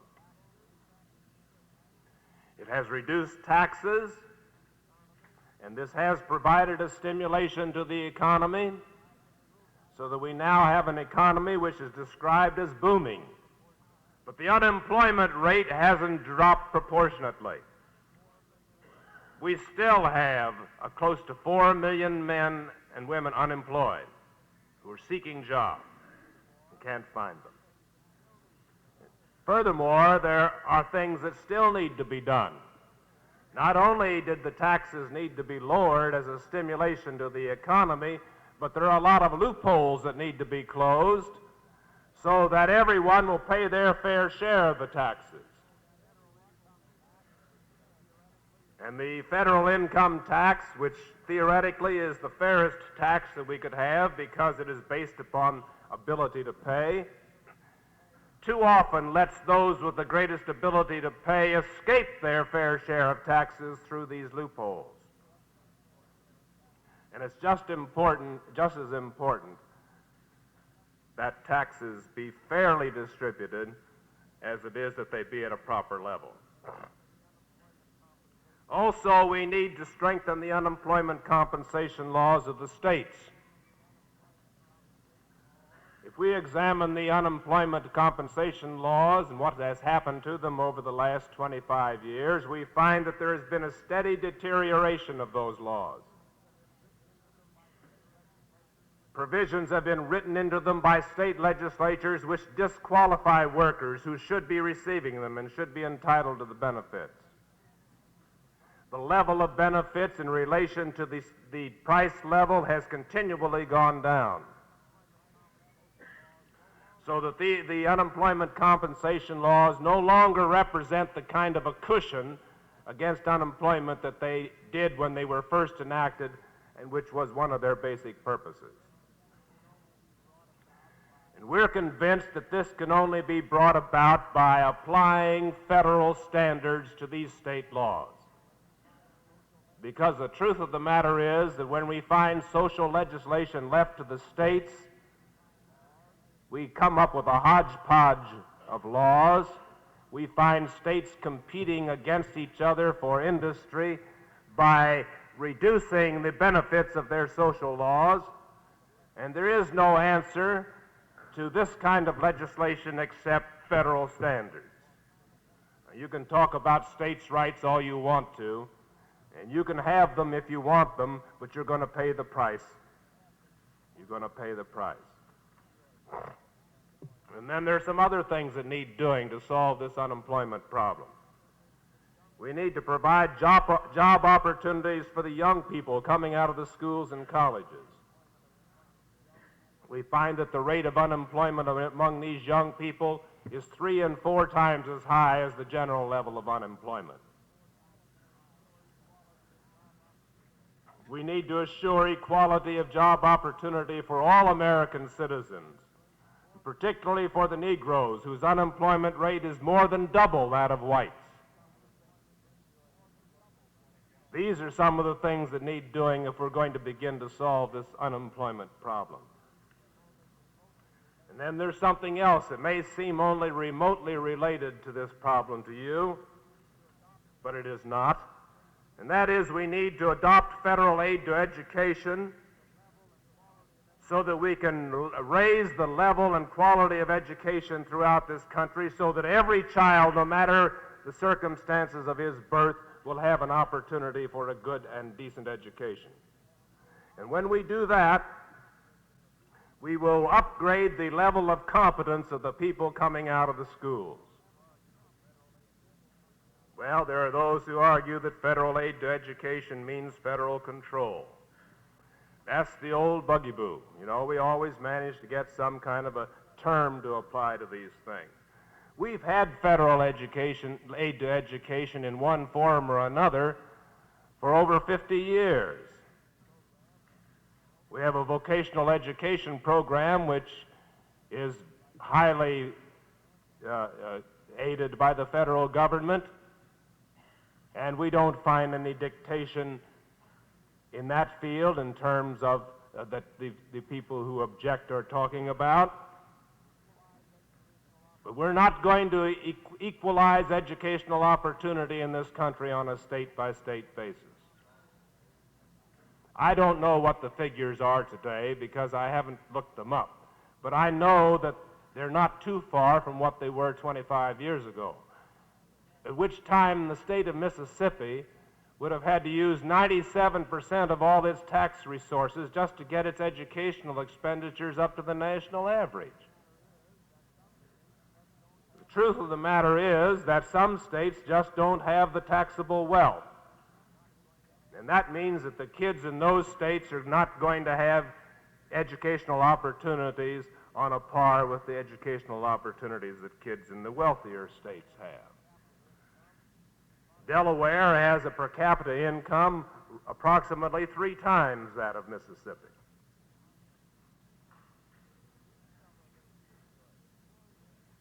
These are some of the things that need doing. And Congress, the third point I made, Congress is not going to respond until it has clearly heard the voice of the people on these things. Until we sweep away the cobwebs that obscure our vision and understand what the basic problems really are. And the elections this year, 1964, are critical. They're crucial for these issues that I've been talking about, because they afford the people the first real chance that they've had in a number of years to break the legislative stalemate and elect the kind of Congress which will respond to the country's needs and replace inaction with action on some of these issues.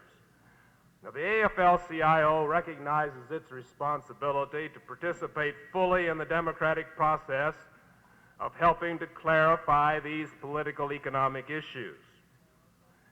Our responsibility to participate in the selection of a president and a Congress, to implement the policies which will eliminate unemployment and poverty and release the still untapped energies of millions of our people.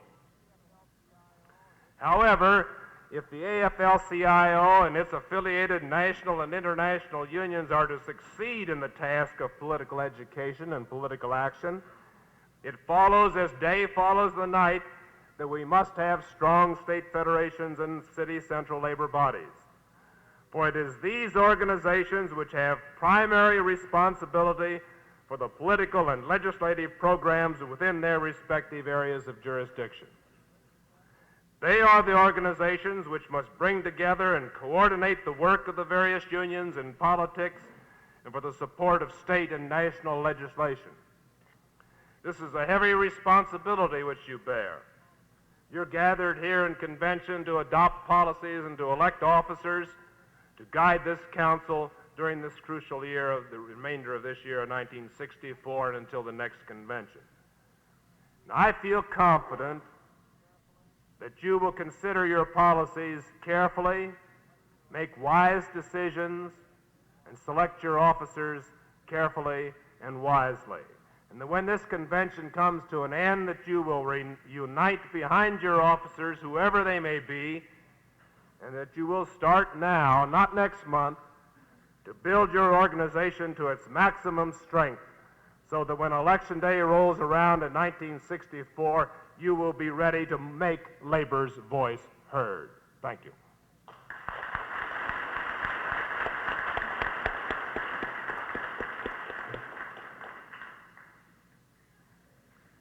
Thank you, Stanton. Those inspiring remarks. We hope that you'll be able to stay with us for the remainder of the convention. Planning on staying, fine. We'll have to get that other $2 these guys on. Down to $2. Well, we have done a good job here this afternoon of picking up some time. I was in hopes that we would, in order that our committees could meet and take care of some of the business that they need to be working on. Now, this will complete the business session of the convention for the time being, for the day. Now, we want to get some announcements. Yes, right. Don't want to forget Sarah. Sarah, will you come on up to the front now? We'll take care of Sarah. She wants to give that suit away or whatever it is she wants to. After she's got to leave. So we'll take care of that before we get to announcements.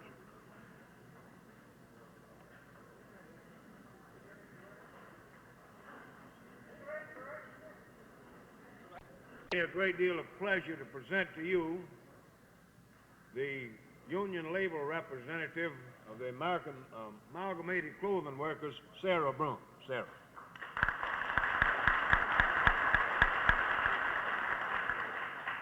Thank you very, very much, President Ramsey, distinguished guests, officers, and fellow union members. Thank you for inviting me to this wonderful convention. I have been at the Mississippi conventions before, but never as the union label representative. So today I would like to bring to you just a few little thoughts which have been going through my mind for the last few weeks, and maybe leave a few impressive remarks that you will think of in the days and years to come. A few weeks ago, I and several in this room had the opportunity to go to New York City to the Amalgamated Clothing Workers' 50th anniversary.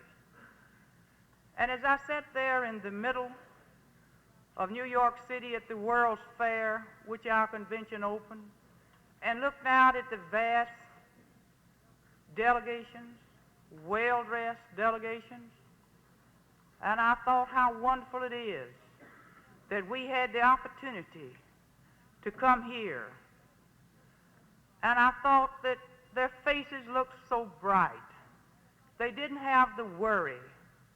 And as I looked up on the stage, and there was our General Executive Board, dear Bessie Hillman, which we all love so well, the wife of our first president of the Amalgamated, her face was beaming, and I know her heart must have been bursting with joy because of all that she had contributed to all of us out there, that she was looking into our faces.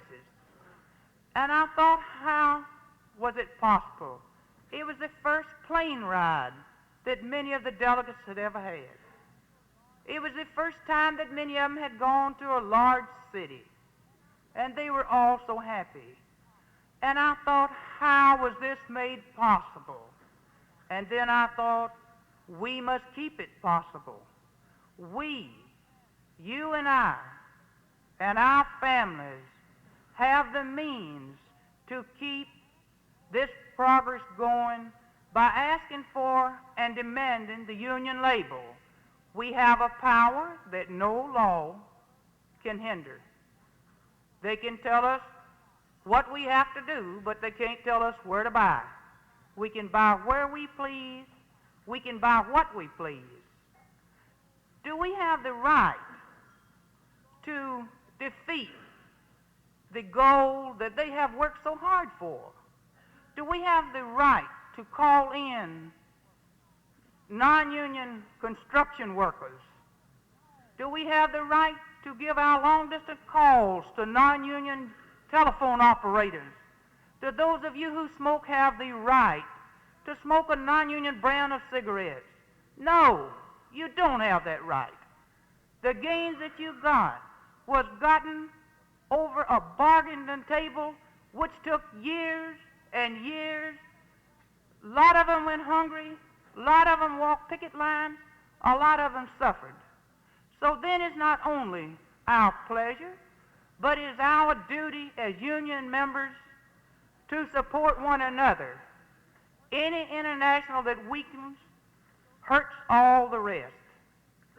So let me say, let us join together, demand the union label, union services, and use our union money and buy union.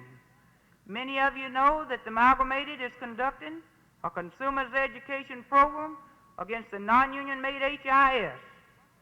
I was awful proud today that this is one convention I attended. I didn't see HIS suit. I thought I saw one this morning, but I don't think it was. I hope it wasn't. But the little feller said he'd see me in Miami this summer, and he would be sure that it wasn't the HIS suit. So just a few days ago, one of our campaigns in Bowden, Georgia was defeated through fear and through laws.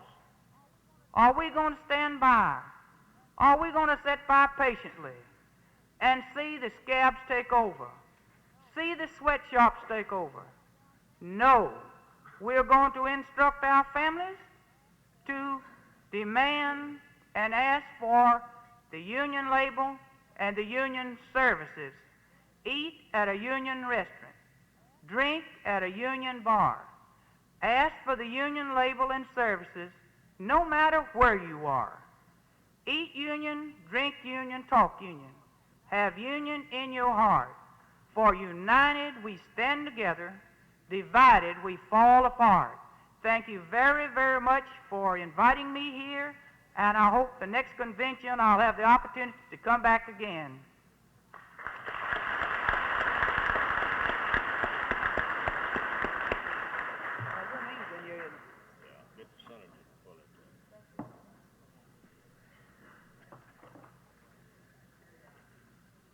This is for the spook. Marion E. Taylor, Columbus, Mississippi. Marvin. Meet me on the outside of the desk, Marvin. This is for a box of shirts. Now, Claude, you'll let me make that one. D.W. Phillips. That's right, D.W. Phillips. D.W. Phillips is in the house? You must be in the convention hall to win. D.W. Phillips in here? All righty. One more. Go on, another one. What's that for, a shirt? This is for a box of shirts for 3. Ruth Osborne, looks like. Is Ruth Osborne in the house? Magnolia, Mississippi? I might not be pronouncing the name right. Ruth? Local 594 of ILG. Ruth Osborne. She's not in there. I'll have to still hold it. Yeah, now let's see what's that. same one, would it? Got somebody stacking the deck here, the same name again. Sarah Buckley, Jackson, Mississippi, CWA. Boxer shirt. Please meet me out at the booth. Sarah, she's here, isn't she? Yes, sir. Yeah, I Back see her there. back there. There she is. All right, now for boxer style.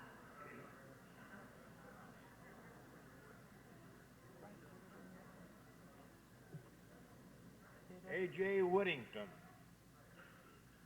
A.J. Whittington. Purple Sulphite, where's he at? Is he here?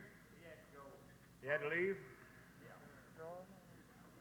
We'll have to work him over there, but he's doing leaving you early. J.K. Culliper. Is he here? Yes. Thank you very much, Lord.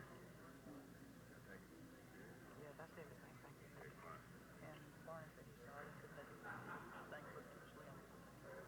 I'd expect that.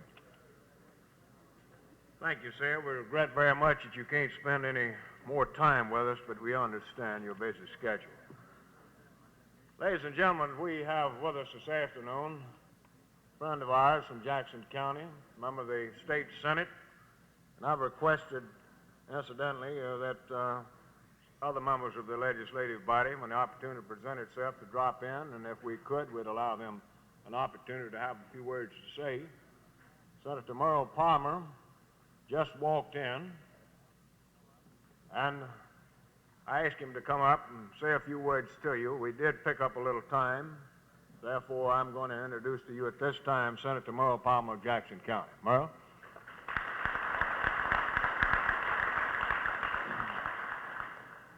Mr. President,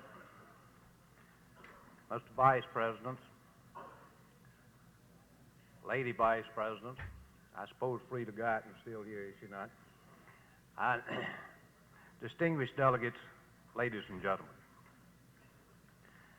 it's always a thrilling moment of mine to come before you in convention assemble, because during the long road of days gone by, we have shared so much together.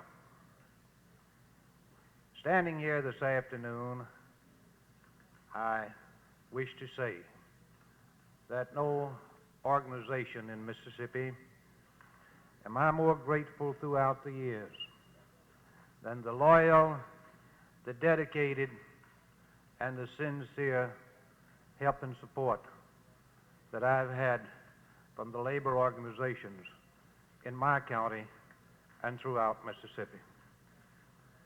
I carried with me into the campaign last year and in all campaigns that I've ever run for public office the public endorsement of organized labor.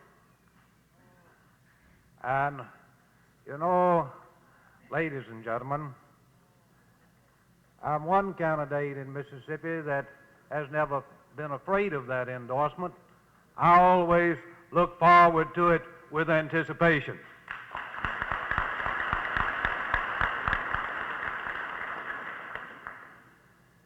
And I look forward to a new day in Mississippi when the rights of men have been secured, when we may go forward, all of us, carrying the common burden of all of our economy, and where that our organization will no longer be a football to be booted at every whim and will of those who would extinguish the very existence of organized labor. And I say to you that in the years and days that have gone by, and during my campaign last year, I made some commitments to organized labor for this legislative session. Mr. President, a few moments ago, I stood with 12 other senators and voted against the sales tax increase in the state of Mississippi.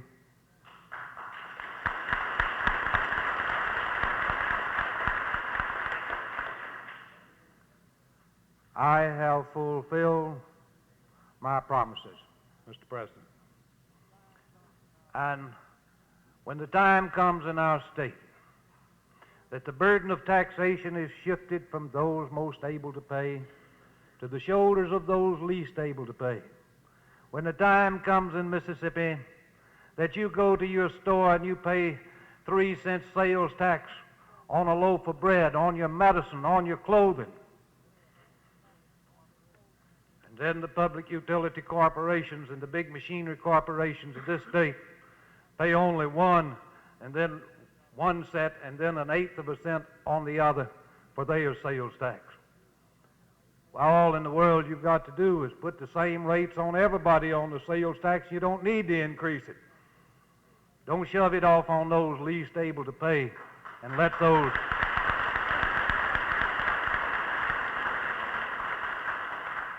those go unburdened who share the great fruits of a great economy and of a country and a nation who God has supplied with great abundance.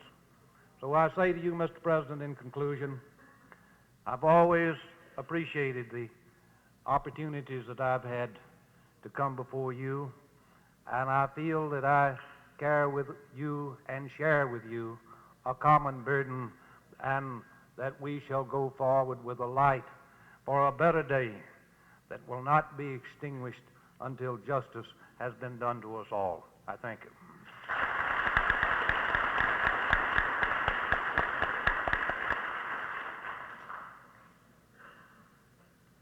Thank you, Merle, for those timely remarks. We would like to again extend to you an invitation to visit with us when you can. We'll have a dance here Tuesday night. We'd like to have you come by and visit with us then if you can. And, of course, we've invited other members of the legislature to do the same thing. They will be the guest of the CWA group on Tuesday night in this meeting hall. Now, I know we're going to... Mr. President, I didn't draw Sarah Buckley's name out of that hat for nothing, you know. You got that, Sarah. See, you know Sarah. Well, we're very proud of Merle Palmer in Jackson County. I think you can understand why after you heard those remarks from him. There's no question in my mind but the fact that Merle Palmer is one of labor's best friends. The only thing that is wrong with the legislative setup, we just don't have enough people like Merle Palmer and a few more in that Senate and in the House of Representatives. Right, I know that we've got committees that are wanting to meet. They've got some business they're going to have to take care of. And I was in hopes that we could get out a little early this afternoon in order that those committees could begin meeting and taking care of their business. I'm advised by Brother J.W. Rainey that the Legislative Committee will meet at 5 p.m. in room 222 in this hotel. Is that right, Brother Rainey? Room 222 in the Heidelberg Hotel. And that's to refresh your memory about what members of that committee is. We'll read them again. And those chairmen, I have copies of the committees up here. If you'd like to have a copy, at the end of after we're adjourned, come by and I'll be glad to give it to you. The Legislative Committee, in addition to Brother Rainey, Robert E. Thompson, W.A. Stevens, R.J. Giddy, Gladys Miller, and Ray Smith. That'll be in room 222. You got some minutes? Brother Knight has an announcement to make. Brother Robbins, the chairman of the Resolutions Committee, has asked me to announce that the members of this committee will meet immediately after adjournment in Parlor A unless there's another committee that's already put a tag on Parlor A. Does anyone know of another committee that's already meeting in that particular room? Okay, the Resolutions Committee meeting in Parlor A right after adjournment. Now, okay, for the benefit of those that might not remember, the Resolutions Committee, Arthur Condia, E.V. Edwards, Russell McMahon, C.H. Fowlis, Vance Hatton, W.G. Sims, Evelyn Voss, Claude J. Bates, Margaret Hicks, Russell Warren, K.A. Parrott, William Provance. Now, I want to remind you of a couple of things, or three things, that we've already mentioned to you today. First, I want to remind you of the meeting at 7:30 in the Rolls Room tonight of all delegates and guests present from the 5th Congressional District. That's at 7:30 in the Rolls Room, and this is most important. Now, I want to remind you again of the jukebox serenade tonight in the Olympic Room, I believe. So don't forget that. Then there's one other thing. I want to remind the ladies of the breakfast tomorrow morning at 7:30 in the Rolls Room downstairs. So don't be late because the biscuit might not hold out. Mr. Chairman, Brother Jackson? I have an announcement. I'd like for all the amalgamated membership to meet in the Rose Room immediately upon the adjournment of the convention. The Rose Room is downstairs and almost to the back door. All ACWA delegates immediately upon adjournment in the Rose Room. We have other announcements. Brother Stanley. Mr. Chairman, all CWA members, 15 minutes after adjournment in room 828. 828. Right. All CWA delegates in 828. Brother Mills? We would like to request that anyone that has a resolution to submit to the organizing committee, we would like to have it by noon tomorrow with 2 copies. By noon tomorrow. Yes.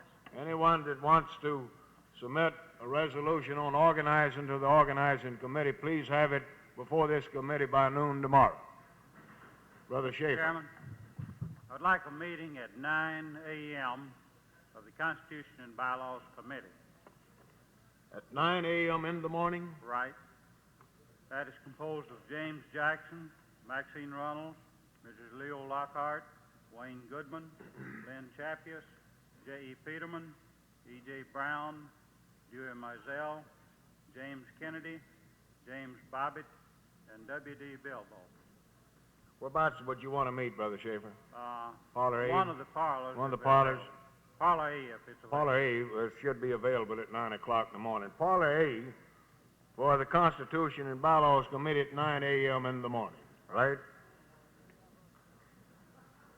Do we have other announcements? Any other committee announcements? We have, I believe Brother Edwards was not able to come, is that right? Who came as an alternate? I want to get one of you gentlemen or on the committee in his place. How about Brother Cobb? He's here, isn't he? You'll serve, won't you? All right, let me ask you to serve in his place on the Resolutions Committee. All right, fine. I'll take care of that. Do we have any other announcements? If not, the convention will stand adjourned. Wait just a minute. Here comes one. Brother Lindsay. I asked you to announce about the union labor meeting. Oh, yes, I let that slip. We'll put that off until in the morning because the AWCA has got a meeting this afternoon. We'll put it off till 9 o'clock in the morning. In the morning, Parlor B.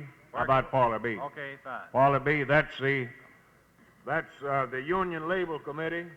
And Parlor B at what time, Brother Lindsay? At 9 o'clock? 9 o'clock in Parlor B. I will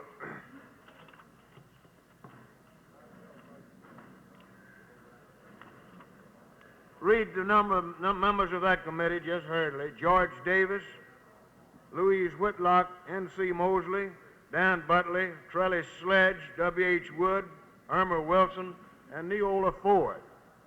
And Parlor B at 9 a.m. Do we have any other announcements? Not, the convention will stand adjourned until 10 o'clock in the morning.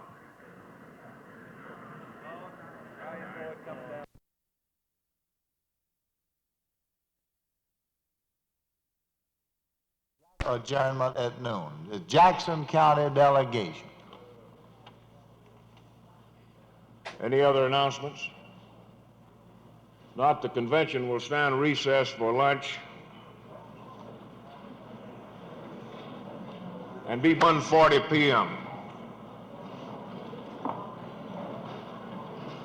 Please take the seats. The meat on this one, we can't fool around.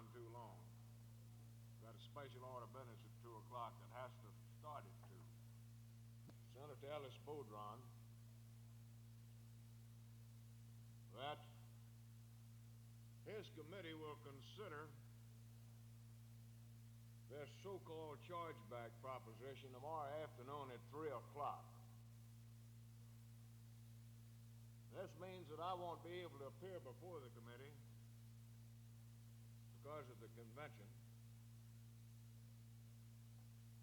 Brother Bill Stanley, State Director of the Communication Workers of America, has been assisting me in behalf of the State FL-CIO relating to this matter all last summer and before the House Ways and Means Committee, Subcommittee of House Ways and Means Committee. And I have requested of Brother Stanley that he appear before this committee in behalf of the State FL-CIO. And I would like to appoint a committee of delegates from this convention to attend that hearing with Brother Stanley tomorrow afternoon. I'd like to ask the following people, if they would, serve on this committee because you have a direct interest in the proposition. Bill Stanley would be chairman of the committee. H. Robbins, the president of the Jackson County Central Labor Council. Ingalls Shipbuilding, the employees of that company and members of our unions have a very definite stake in the proposition. B.R. Upton, representative for the Carpenters Union, because the building trades have a definite interest in this proposition. Juanita Knuckles of the Lady Garment Workers, Evelyn Voss of the same organization, Betty Riley, CWA, and Merle Davis, ACWA. Brother Stanley will call a meeting of this group after we adjourn this afternoon. We will provide you with all of the information that we have. This includes testimony that we've already given to the House Ways and Means Committee. We'd like to request that those of you that haven't, I know most of you have been keeping up with the thing and probably already studied this testimony and what have you.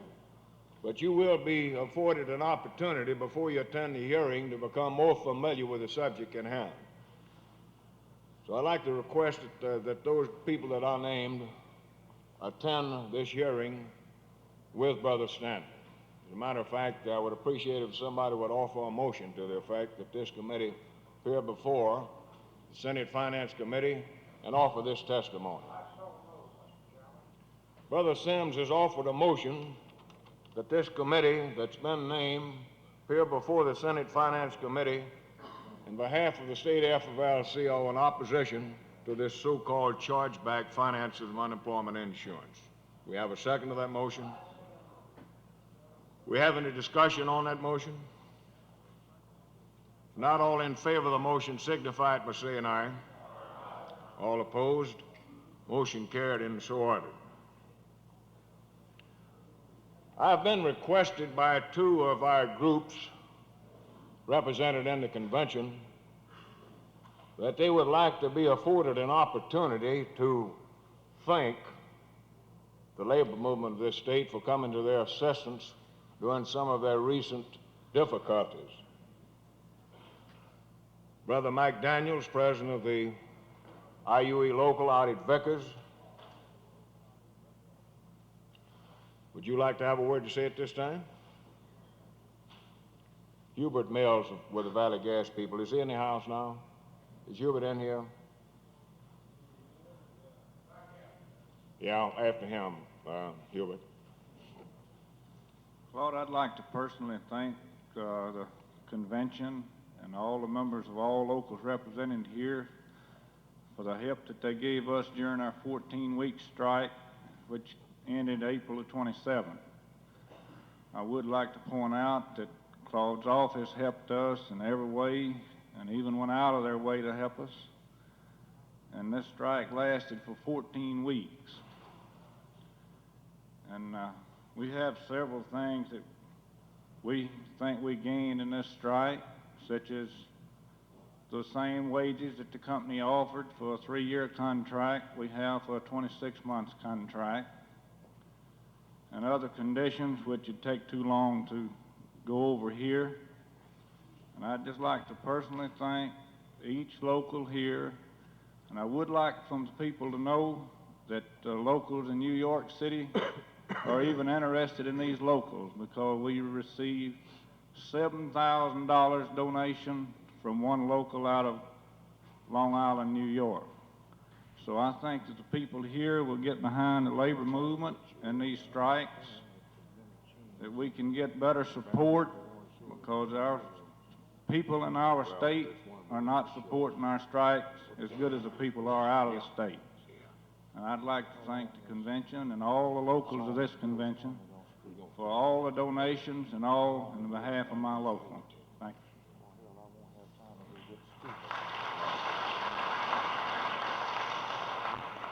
Thank you, Brother Mike Daniel.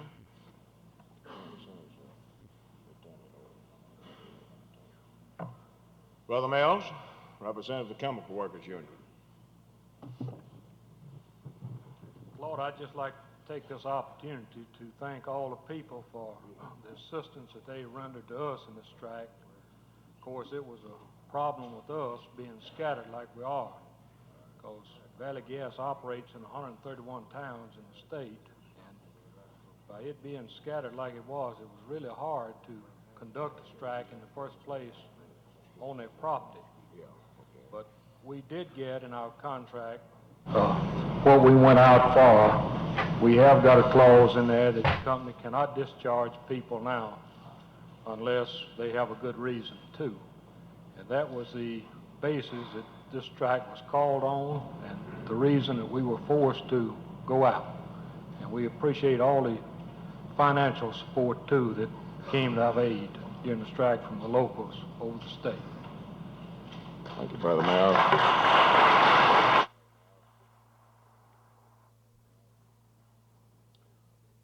According to the Constitution of the state FL-CIO, at 2 p.m. on the second day, nomination for the office of the organizations will begin. And I would ask the Assistant Regional Director, Brother Starnes, to preside over that session for that occasion. So at this time, it gives me pleasure to turn the gavel over to Brother Bob Starnes for that purpose. Thank you, Mr. President. In accordance with the Constitution, we will proceed to nominate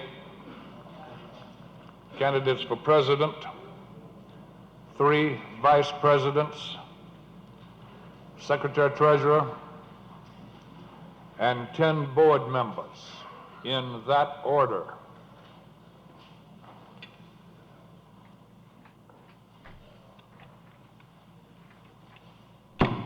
Nominations are now open for president. Brother Chairman, I'm Brother Nikes. T.L. Nikes.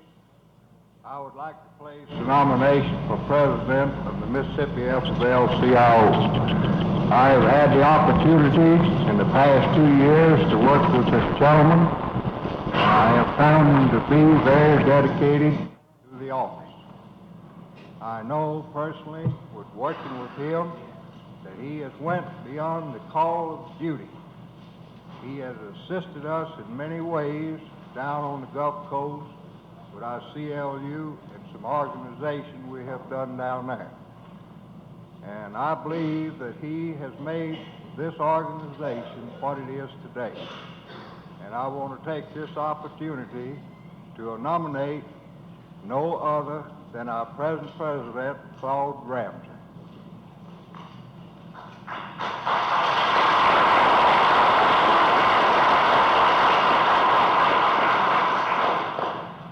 Claude Ramsey has been nominated. Brother Ramsey, are you in the room? You accept the nomination? Brother Ramsey accepts. Does the chair hear further nominations? Mr. Chairman. Brother Robbins? Mr. Chairman, I'm Robbins from Pascagoula. President of Jackson County Central Labor Union, and also Office Employees Representative for Pascagoula. It gives me quite a pleasure, an honor, and a privilege to be chosen by Jackson County Central Labor Union to second the nomination of Brother Claude Ramsey.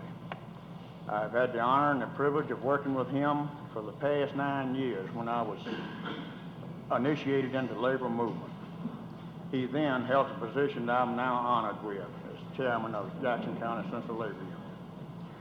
And to know the stamina, the qualifications, and the type of material that Claude Ramsey is made of, indeed it is quite a pleasure on behalf of Jackson County Central Labor Union, vote unanimously to second the nomination of Brother Claude Ramsey.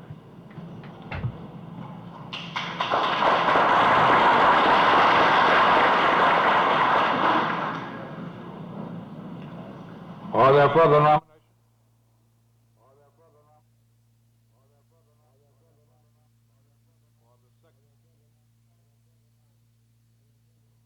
For the second time, are there further nominations?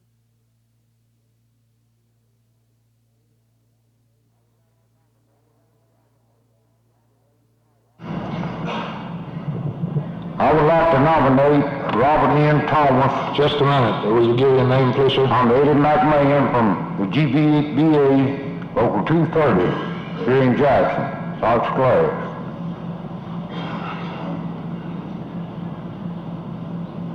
I'd like to nominate Robert N. Thomas for president from the IUE Local 792 here in Jackson.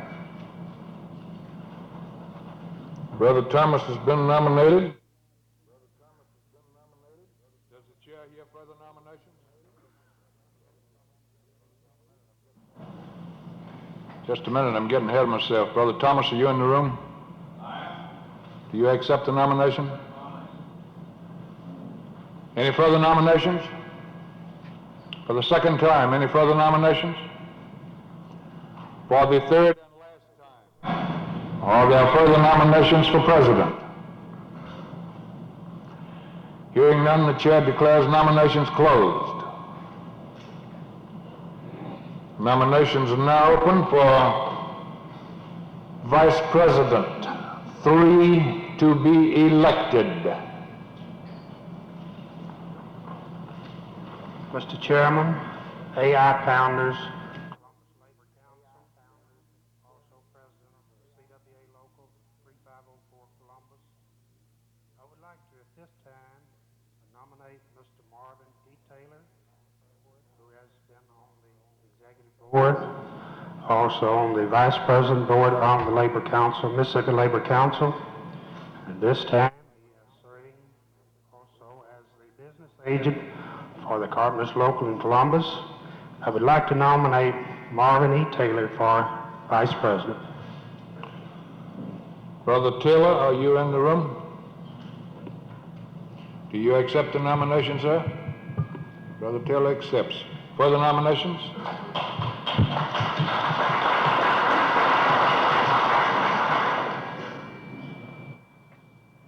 Brother Beckham? T.G. Beckham, business agent of IBEW Local 1493, Jackson, Mississippi. Brother Chairman and delegates, I would like to place the name of our present good vice president from my international union, assistant business agent of IBEW 605 here in Jackson. He needs no introduction. All of you know him. Brother Jack C.E. Schaefer. Brother Schaefer, do you accept the nomination? I do. Brother Schaefer accepts.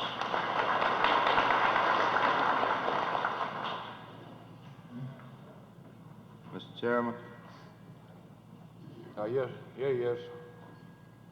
Mr. Chairman, Wayman Goodman, member of the Executive Board and member of IUE, Columbus, Mississippi. I would like to place the name of a person that I have had the privilege to work with for several years. He has done an excellent job and is now at present a vice president of the Mississippi Labor Council. He's a former president of the Jones County Central Back up Labor a little Union. bit, see if that'll help. He's a former president of the Jones County Central Labor Union, and there has done a good job, and also has done a good job as our vice president of the Mississippi Labor Council. His name is Jim Clark of the CWA. Brother Jim Clark has been nominated. Brother Clark, do you accept? I accept. Brother Clark accepts.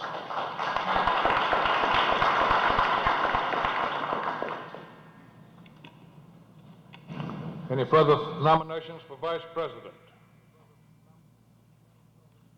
Macy Flint, Local 554, Laurel.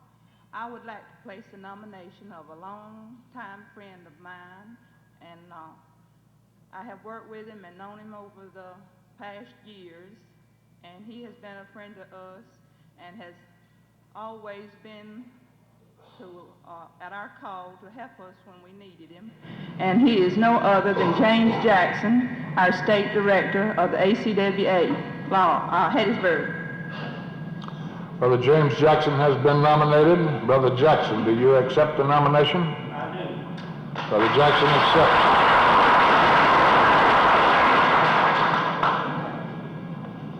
Are there further nominations for vice president? 3 are to be elected. 4 have been nominated. For the second time, are there further nominations for vice president? For the third and last time, are there further nominations for vice president? Hearing none, the chair declares nominations closed.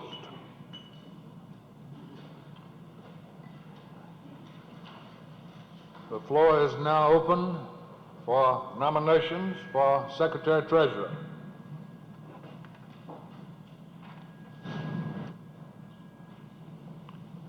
Sister Culliver.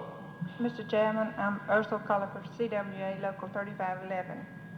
I wish to make a nomination for Secretary-Treasurer of the Mississippi AFL-CIO. The person I am nominating needs no introduction to most of you, and many of you are his personal friends. This person has a long record in the labor movement in Mississippi. 4 years ago, he was elected as Secretary-Treasurer and again elected 2 years ago. The long hours and hard work is a matter of record. Mr. Chairman, this person I wish to nominate is Thomas Knight. Shorty Knight, Thomas Knight has been nominated. Brother Knight, do you accept the nomination?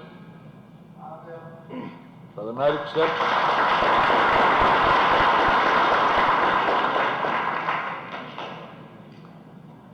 William D. Pilot, Financial Secretary and Treasurer of the Hattiesburg Central Labor Union.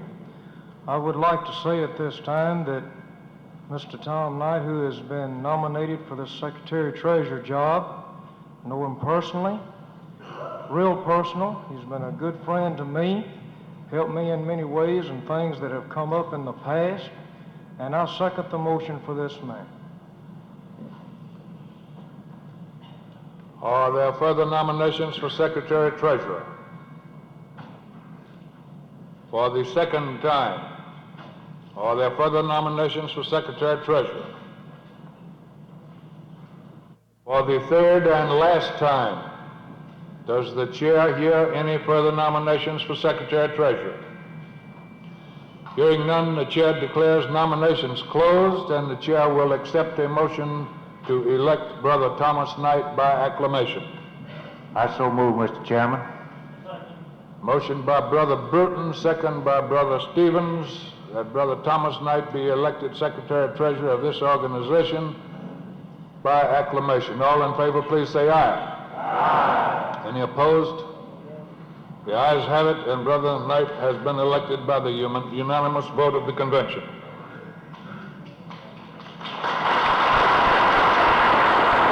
Nominations are now open for the board, the executive board. 10 are to be elected. Brother Claude Bruton. Claude Bruton, Secretary-Treasurer of the Jackson Central Labor Union.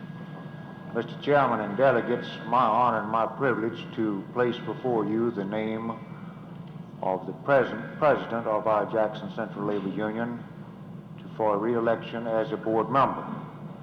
He is presently serving his second term as a member of the board of the State Council. He has been an officer in various offices of his local union, the Amalgamated Bus Drivers, for some 20 years, and is national chairman of their bargaining committee for all the properties of the city lines.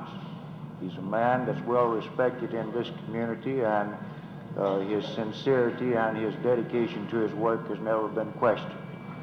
It's my honor to place before you the name of Bert Bowers for a board member. Brother Bert Bowers has been nominated. Brother Bowers, do you accept the nomination? Brother Bowers accepts. I'm going to alternate between the mics. The brother at the middle aisle. Cliff Fallows, President of local IAM 1133 Pascagoula, Secretary of the Metal Trades Council there, wish at this time to place on nomination Brother H. Robbins, the President of the Pascagoula CLU and business agent of the office workers also in Pascagoula. And what was your name, please, sir? Fallows. Clifford H. Fallows, Fallows.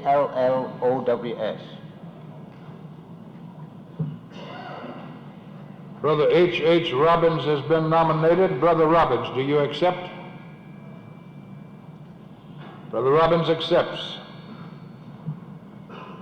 The mic to the right. James Bobbitt, Local 245 AWIU, Gulfport. I'd like to place Brother T.L. Neecase as a candidate for the board and his re-election. And what was your last name, sir? Bobbitt. I have trouble seeing a little bit with these lights up here. Brother Neecase has been nominated. Brother Neecase, do you accept? I do. Brother Neecase accepts. Charlie Cox, Local 41, Glass Bottle Bowl Association. I'd like to nominate Arthur L. Conner, board member. Brother Condia, do you accept the nomination? Brother Condia accepts. Mr. Chairman, Jack Thompson, Harrisburg, CWA Local 3509. I'd like to take this opportunity to nominate an outstanding young lady who is presently serving on the executive board and who has done an outstanding job. Doris Kelly. Sister Kelly, do you accept? Sister Doris accepts. Mike, let me get the mic way over on the left. I haven't gotten it yet. Brother Mack. John McDaniel, Local 792. I'd like... Back up from it some. I'd like to nominate a former board member that I think has done a mighty good job for us over the past 5 years. Is Wayman Goodman.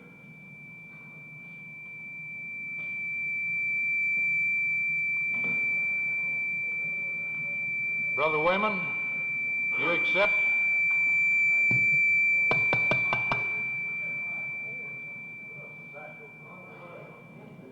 Brother Goodman accepts the nomination. Now we'll start over here again. Brother Schaefer. Brother Jack. C.E. Schaefer, Executive Board member, member of 605 IBEW. Mr. Chairman, at this time I would like to place in nomination the name of a young man that I have served on the board with for the past 2 years, known him for approximately 8 years. He is a member of Local 1028 IBEW and now serving on the staff of the 5th District IBEW, John Gillespie. Brother Gillespie, do you accept the nomination? I do. Brother Gillespie accepts. Now the middle mic.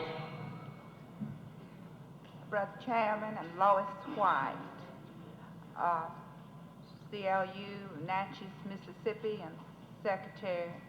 I come before the group today to nominate one of ours from the Natchez District, Mr. W.D. Bilbo, papermaker from Local 602.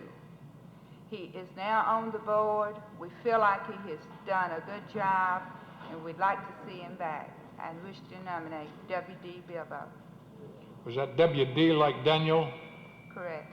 Thank you. Brother Bilbo, you accept the nomination? Brother Bilbo accepts. Now the mic over here. My name is Addie Turnage, President of Local 605 of Town, Mississippi.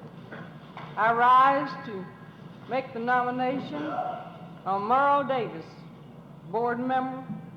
She is a member of Local 563, Amalgamated Clothing Workers of Hattiesburg, Mississippi.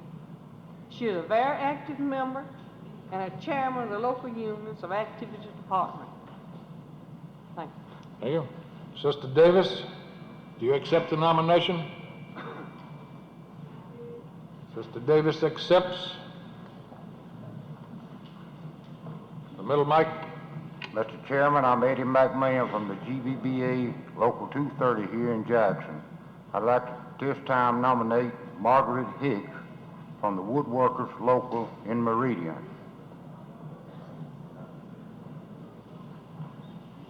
Sister Hicks, do you accept the nomination? Sister Hicks accepts.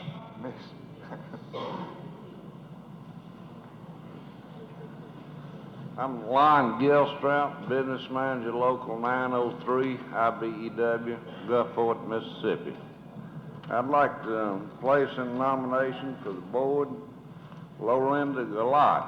He's a present member of the board, been a member of IBEW Local 733 for 23 years. He's president of the executive board of Local 733 and a delegate to the Central Labor Union. Also a COPE director, Pascagoula. Brother Galat, do you accept? I do. Brother Galat accepts. The center aisle. Mr. Chairman, I'm Ray Smith, president of Local CWA Local 3513, also president of the Central Labor Union in Macomb, Mississippi. I rise to nominate a friend of mine and a present board member, Mr. Russ McMahon. Mr. McMahon is the representative or the business agent for ILGW here in the state of Mississippi. He has done a marvelous job in my area in cooperating with us through the CLU. His people have helped me a great deal. I count it an honor and a privilege to introduce to you Mr. Russ McMahon. Brother Russ, do you accept the nomination? Brother McMahon accepts. The microphones seem to be clear, and as a matter of information, we have 12 nominees for 10 positions. Are there further nominations for the executive board? For the second time, are there further nominations for the executive board? For the third and last time, are there any further nominations for the executive board? Hearing none, the chair declares nominations closed.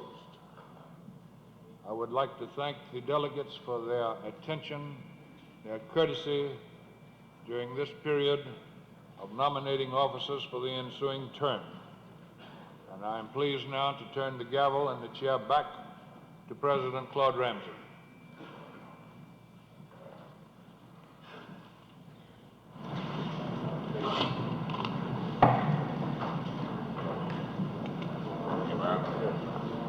Thank you, Bob.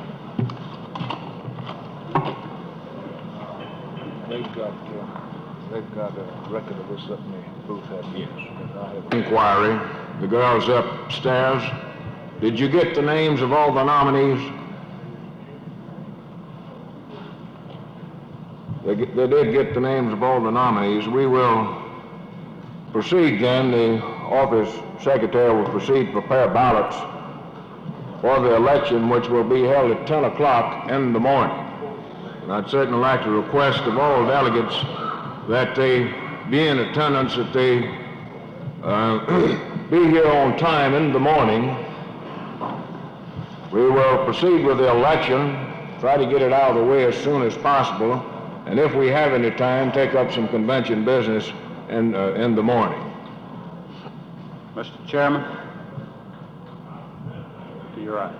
Brother Schaefer. I would like the Constitution and Bylaws Committee and Parlor A immediately, please. Constitution and Bylaws Committee and Parlor A immediately.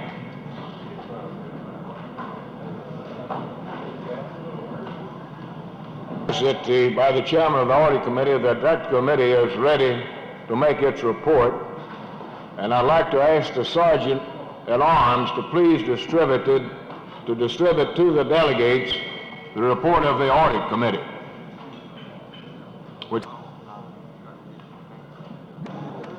If not, will you please hold your hand right in the middle over here. At this time, Brother Culliper, chairman of the Audit Committee, will present the committee's report. Brother Culliper. Thank you, Claude. I'd like to also thank Brother Jeff McAtee and Brother W.L. Barnett for their help also on this.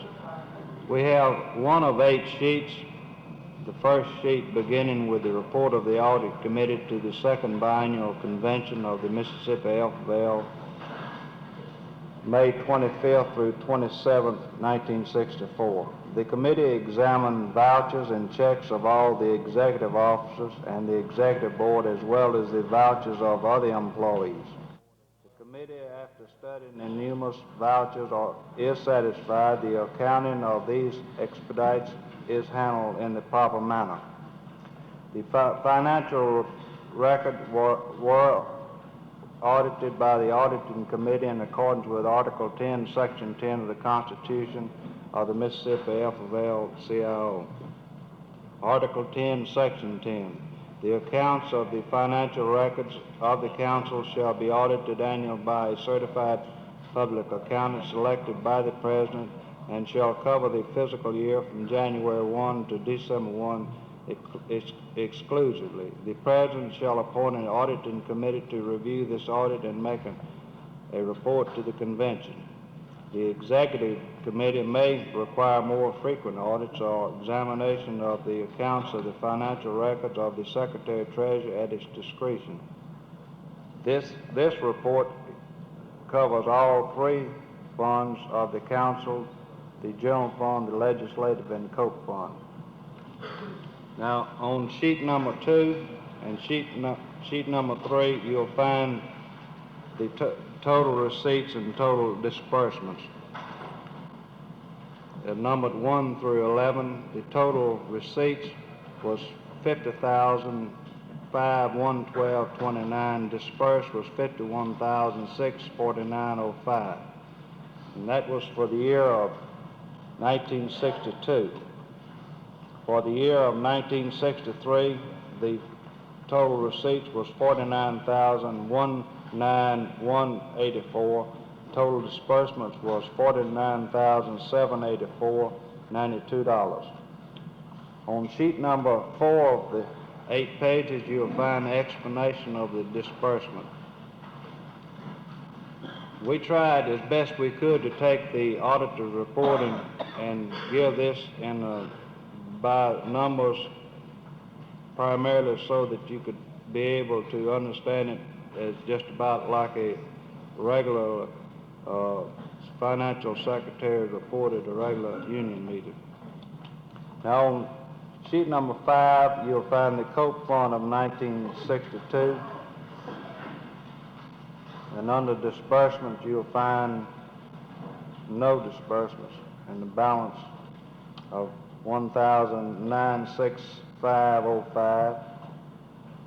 On sheet 6, you'll find the Coke Fund of 1963 balance and cash disbursement was 270520. In sheet 7, you'll find the Legislative Fund of 1962. In sheet number 8, you'll find the Legislative Fund of 1963. You'll notice 3 statewide mailings came to a grand total of $10,174.82. And in talking to Brother Knight, a large amount of that money was spent on paying, as most of you secretaries know, in return mail where they have to pay a total of 8 cents per. So a lot of that money was spent for correction of members' addresses.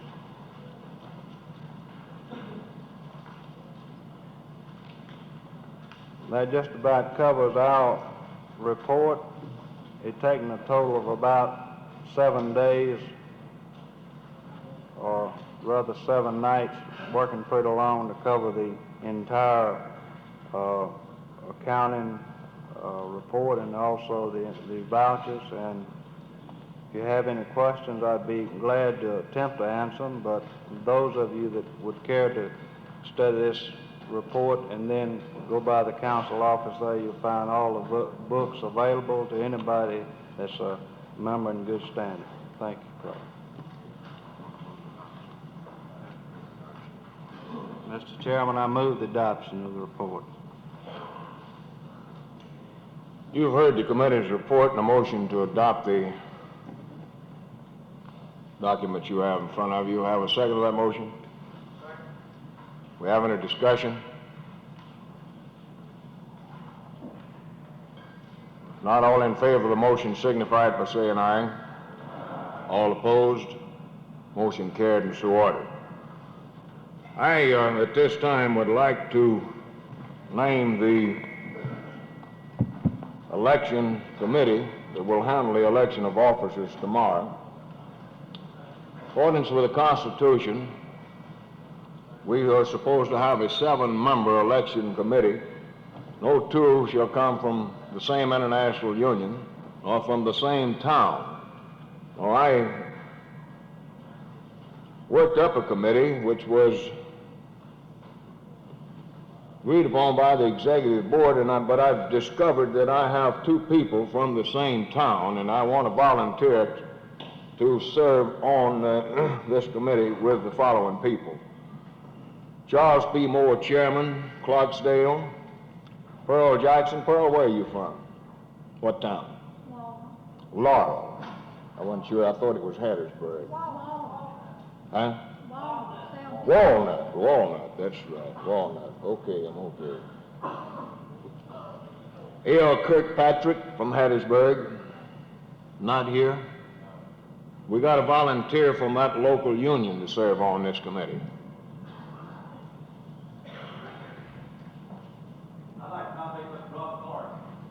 Who?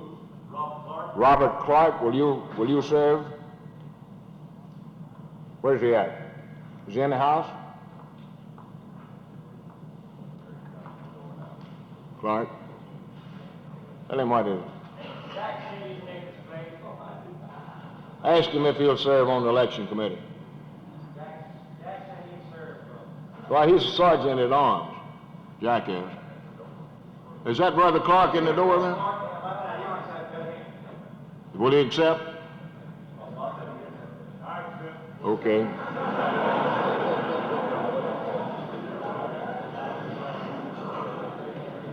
What is your initial or first name? Robert E. Clark. Robert E. Clark.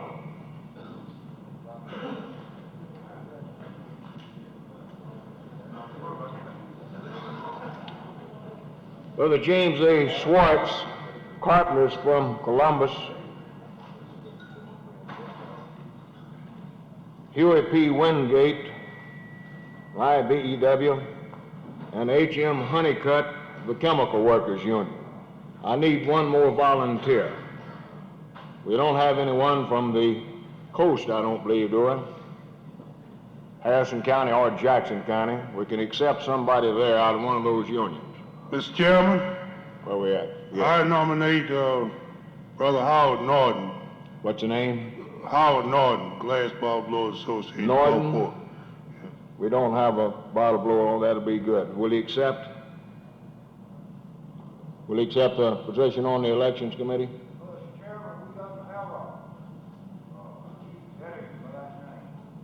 What'd you say? What is the name you suggested?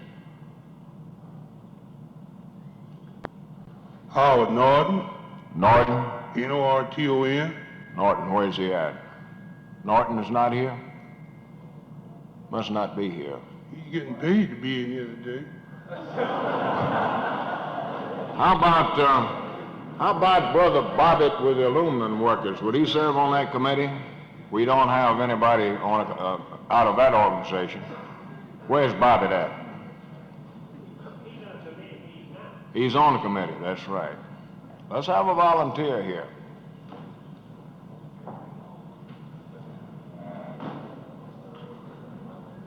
Well, it's not all that important. I'll find somebody. There's the lady in the back. You've got it. Get up and tell us your name and local number. Claire Davidson, Office Workers Union. That'll take care of it. Miss Claire Davidson.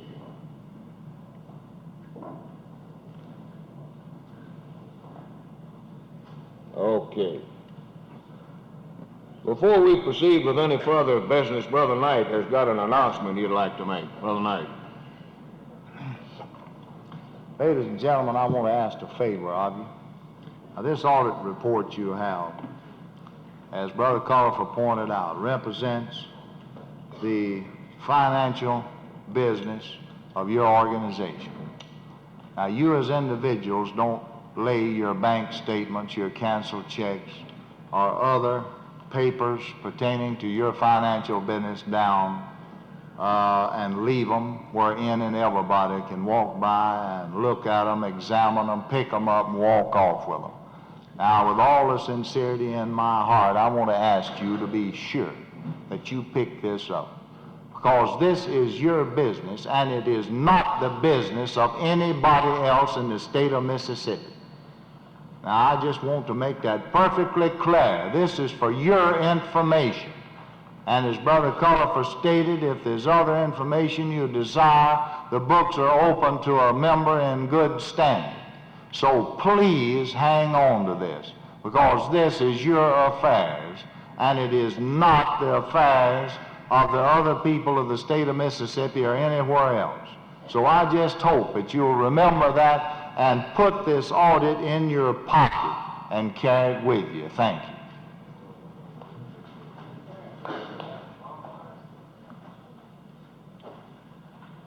You'll notice in the officer's report that you have in your kits, I make mention of the fact that the State Department of Welfare requested that Labor submit someone to serve on the advisory committee on daycare. And after reviewing the situation, consulting with a number of people, we found a young fellow that we thought could fill the job rather. He has a definite interest in the program.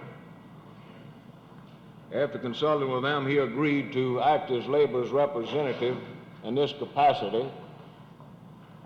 We felt that it would be well for him to review with you briefly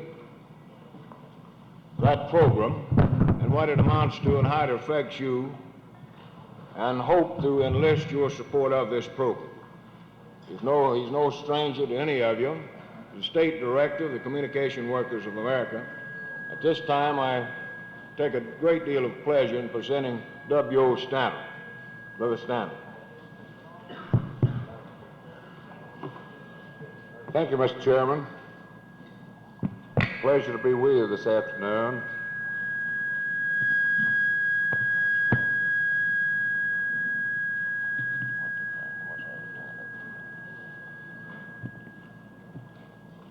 somewhat reluctant at this time to make the remarks that I would like to make about this particular committee and its work, particularly in view of the challenging and controversial things that you have been discussing and will be discussing, and also in view of the fact that your mind probably at the moment is deeply embedded in the political arena within the council.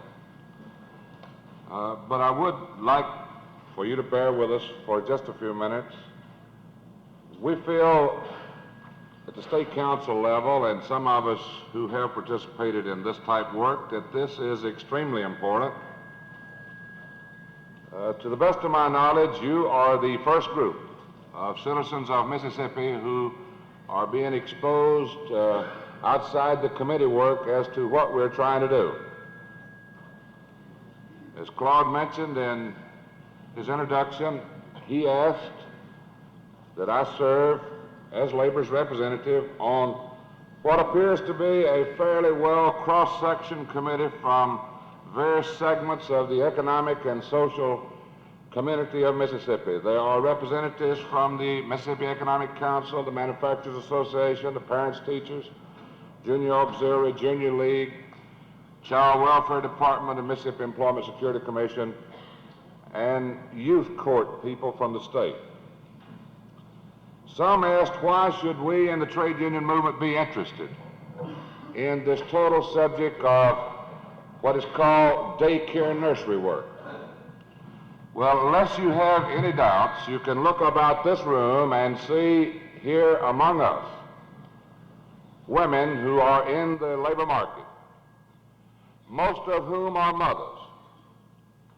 Many of them are in the labor market out of the economic need to supplement the salary of the breadwinner. Some of them are, in fact, breadwinners in their family. There are also fathers who are charged with the responsibility for various and sundry reasons with the care of children. Mississippi has been dragging its feet in this particular field, but I do believe that at this time something positive is in the making, something that will be benefit to all of the citizens of Mississippi, and particularly to we in the labor movement who have so many women who have to leave children in the care of others, sometimes not knowing as to what type care we are submitting our children to. Then we have the problem of those who are physically and mentally retarded, who need proper care. And then there are those who are at the school age level who need care after school hours. At the present time, this committee, working slowly, positively, meeting regularly, is studying the needs of the children of the citizens of the state of Mississippi from all economic walks of life. We're studying the conditions under which they now leave their children, and it might be surprising to you that we have in this state now operating daycare nurseries or private homes caring for children and our kindergartens that do not even have running water. They do not even meet the minimum fire safety standards. They do not meet any kind of sanitary standards. And here in Jackson, it's been reported recently that those children ages 18 months, 2, 3, 4, 5 years, in many instances are not even getting the equivalent of a peanut butter sandwich for lunch. And personally, within my own union, I found recently in the coast, in Biloxi, where a 3-year-old child who had a speech problem and couldn't tell the people caring for him in a positive manner and in a real intelligent manner that they needed to go to the bathroom, that those children were physically beaten until they were black and blue. Now, why does that exist in this civilized society that we're supposed to be a part of? Simply because there is no licensing requirements. There are no standards in which daycare nurseries, kindergartens must meet in this state. There is a group of people in and out of government who are making studies on a national level. There is, maybe to your surprise, money available in Mississippi to assist communities in setting up proper daycare nurseries, standards, whatever you want to call it, places where we can leave our children.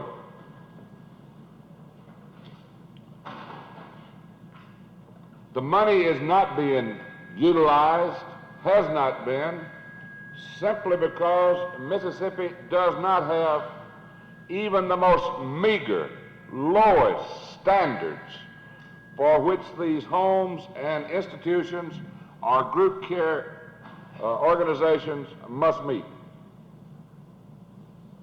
Now, this is going to be a real controversial thing. You might wonder, why could anyone be concerned about doing something to improve the places in which we leave our children? We had introduced in the legislature this year a bill to provide for the licensing of these type places. It was defeated. Why was it defeated? Because to be available or to have access to some of this money, the Child Welfare Department must be the licensing agents. They are the ones who know more about the care of children. They are the ones who would have to enforce the licensing. And due to the fact that many segments of the society, the press,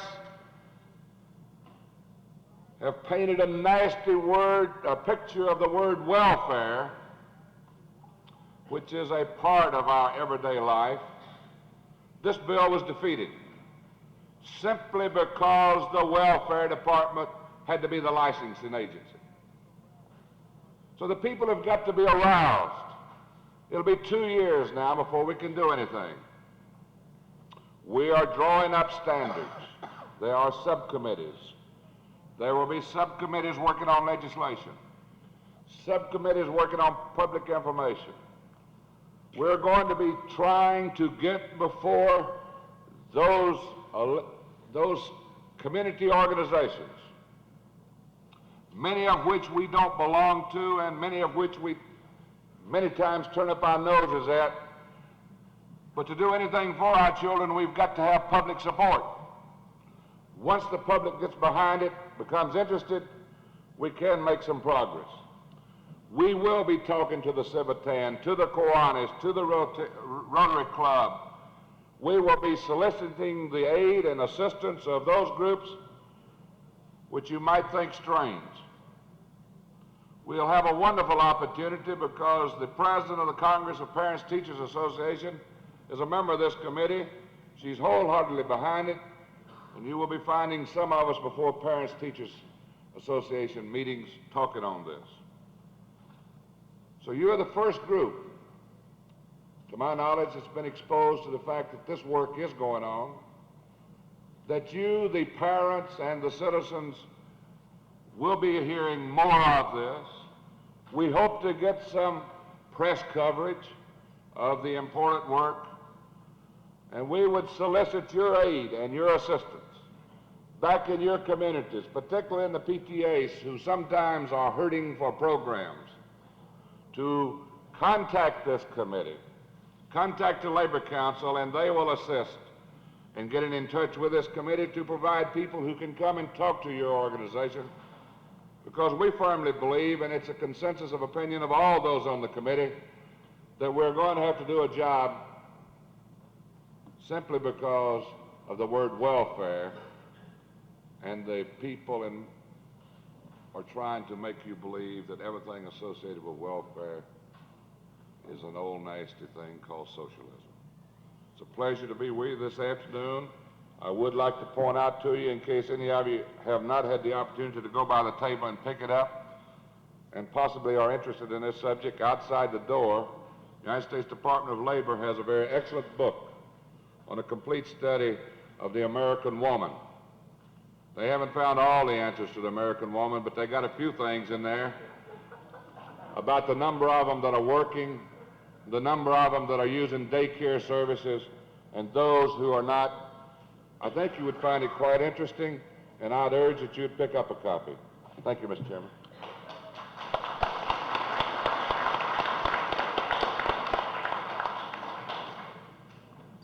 Thank you, Bill. And I'm sure that the delegates at this convention appreciate the effort that you're doing in their behalf in serving on this advisory committee. We have another young gentleman with us this afternoon that I'd like to give an opportunity to have a few words to say to the convention. He is a labor liaison man with the American Red Cross. He's a member of the Communication Workers of America and served as president of Local 3410 in the city of New Orleans for a number of years. So at this time, it gives me a great deal of pleasure to present to you Mr. Walter H. Holmes. Mr. Holmes.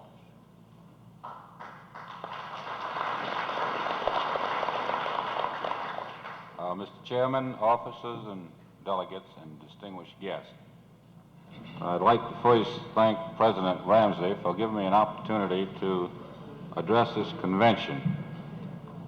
This is comparatively a new field for myself. In fact, I've been on the job since February of this year. And I have come to learn since this time that the majority of the labor people do not know that such a job even exists, much less what the purpose of it is. So I'm going to be speaking in regards to a twofold subject. First, as a representative of the Red Cross, and also as a representative of the AFL-CIO Community Services activity. I was recommended by the AFL-CIO Community Services to this job of the Red Cross and was accepted by the Red Cross people. To give a little background on it, there are 5 people, such as myself, throughout the country. The Red Cross is split up into 4 area offices with their national office in Washington, D.C. There is a labor liaison representative in each of the 4 areas and also in the national office in Washington. Of course, the South, as per usual, was last in getting a labor liaison with the American Red Cross. There was first a labor liaison representative appointed in the national office in 1956. In the succeeding year, the other 3 areas also has had a labor liaison representative appointed.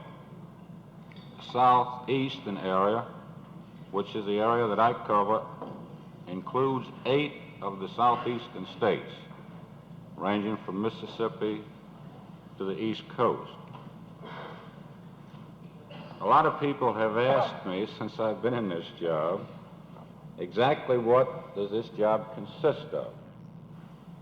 I think in a simple sentence it can be summed up this way.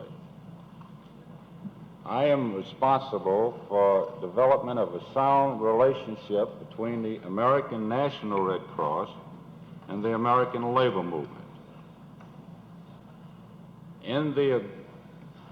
When this job was first created, it was agreed between the National AFL-CIO and the National American Red Cross that both sides were desirous of having greater labor Red Cross participation. To clarify this somewhat, you might be able to say this, that I will interpret to the Red Cross representatives the programs and philosophies of the AFL-CIO. In turn, will interpret the policies of the Red Cross to the AFL-CIO groups in the 8 southeastern states. Also, we hope that this will be a means of getting greater participation of labor leaders and labor members into Red Cross programs. The question might be asked, exactly what programs of the Red Cross would be interested as far as the labor groups are concerned? First and foremost, I think, is board representation. The national policy of the Red Cross is that the chapters will have a community-wide representative group on their board. In a great number of chapters, in particular, I think, in the Southeast, this is not true. Some Red Cross chapters in the Southeast still have the same power structure on their boards that was true 100 years ago. This, we hope, can be corrected. I might add that this job that I have is more or less a job of using persuasive tactics, because there is no way to force any chapter to do anything that they might not want to do. Their structure is similar to the AFL-CIO in this respect, that their chapters have complete autonomy as locals have in most international unions. And even though we might suggest and try to influence them to put labor representatives on their board, we know that this will not come in some areas for a long time. In fact, there are some areas in the Southeast that if I wrote to the local chapter exec and said that I, as a labor representative of the Red Cross, was coming into that chapter, I would probably receive a letter, "I better not come." To give an illustration, there was one chapter that we were going into to talk to the chapter exec about labor participation.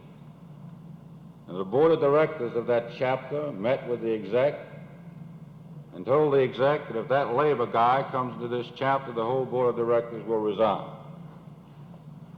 Again, the power structure of the community does not want community true representation, which I feel with labor we would have more than we have at this time. Another aspect of the Red Cross is the blood program. This is a very good program. In fact, in my opinion, and this is true of the AFL-CIO, also their position, that the American Red Cross blood program is the best that is now being offered in the country. In the few sections of the Southeast that we do now have the blood program, the setup varies, but in most localities, they will go to any given plant. And if they can get 35% of the employees of that plant to donate blood when the blood mobile comes to that plant, then this automatically covers every employee of this plant, plus the dependents of every employee for 1 year. Most of the medical societies in the Southeast oppose the American Red Cross blood program. I think it's very easily to understand why. One of the largest blood banks in the Southeast at this time is what they call the Southeastern Blood Bank Program. They get the majority of their blood from the Mexican wetbacks, as they call them, that come into this country from Mexico. They pay these Mexicans $5 for a pint of their blood, and then they sell it in the hospitals from $25 to $35 per pint. So as you can see, it's a very lucrative business for some of the pathologists throughout the Southeast. Another aspect of the Red Cross that I think is very important to labor, particularly in the building trades, is in their first aid program. We are now trying to draw up, formulate plans whereby the first aid program can be put into the joint apprenticeship training programs. Most industrial plants today already have a first aid training program. This is not true with the building trades. And speaking of my own personal opinion, I think the building trades really need first aid worse than the people in the industrial plants, because in many of the industrial plants, you have nurses or doctors, or at least you're in association with hundreds of other people. This is not true with the building trades, because a lot of times they're working in remote sections, in some cases by themselves, or with just maybe one other person. And if this other person does not have any first aid training, then this person could possibly die before they would be able to get help. The other aspect of the American Red Cross program that I feel is important as far as labor is concerned is in the disaster program. I feel that we should have at least one labor representative on every disaster committee and every chapter. If we had this, we would have a voice, so to speak, and whether our members received help from the Red Cross in time of disaster. Not that they should be given any special privileges. They should be treated the same as everyone else. But at least we should be there to see that they are given any need that they might have at the time of disaster. In closing, let me just say one word of caution. This won't come overnight, these programs that I have outlined, but I would like to stress this point very much.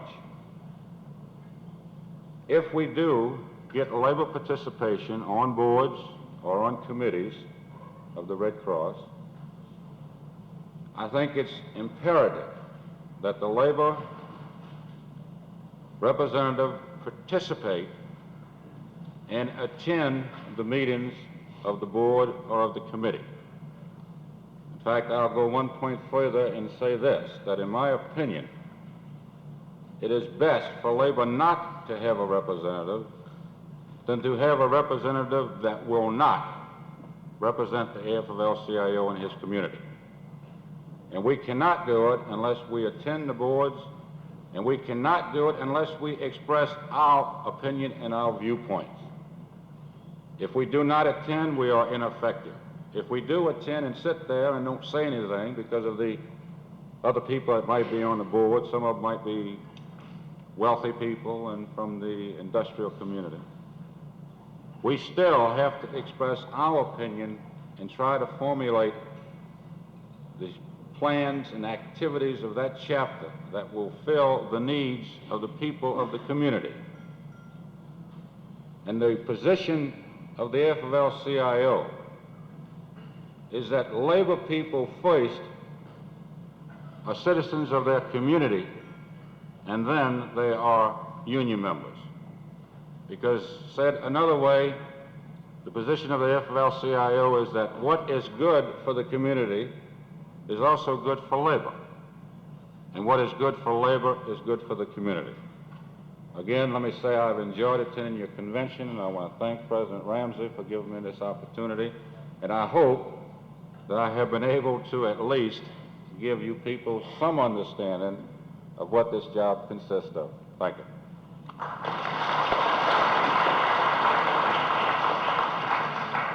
Thank you very much, Brother Holmes. We hope you can stay for the remainder of the convention. I know that a number of our people are, in certain areas of the state, active in the blood bank program.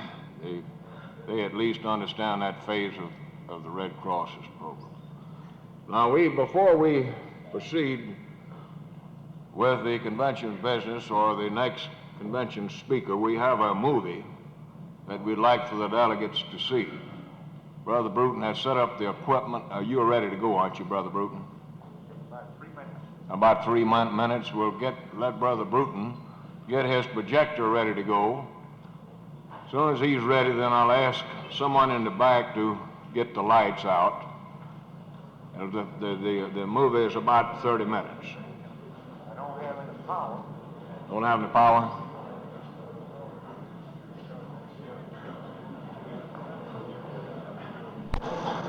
Convention, please be in order. I might say, due to several things, we have deemed it advisable to deviate from the printed program that you have before you, or that you should have. We won't be taking as much time on the union labor program as we originally had scheduled because the young lady with ACWA had to leave. We have convention business slated at 4:05 on the thing, as you can see. I've checked with the committee of the Resolutions Committee. In view of the fact that you have a resolution in your kit dealing with the subject matter that was shown in the film, we thought it would be a good time to ask that committee to make its report. So will the chairman of the Resolution Committee please come forward?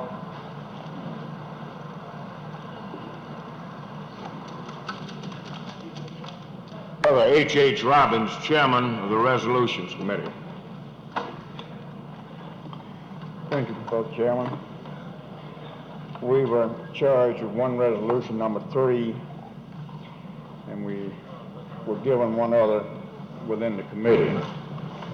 So resolution number 3 is as follows. Submitted by Mississippi AFL-CIO Executive Board. Whereas Mississippi AFL-CIO and its affiliated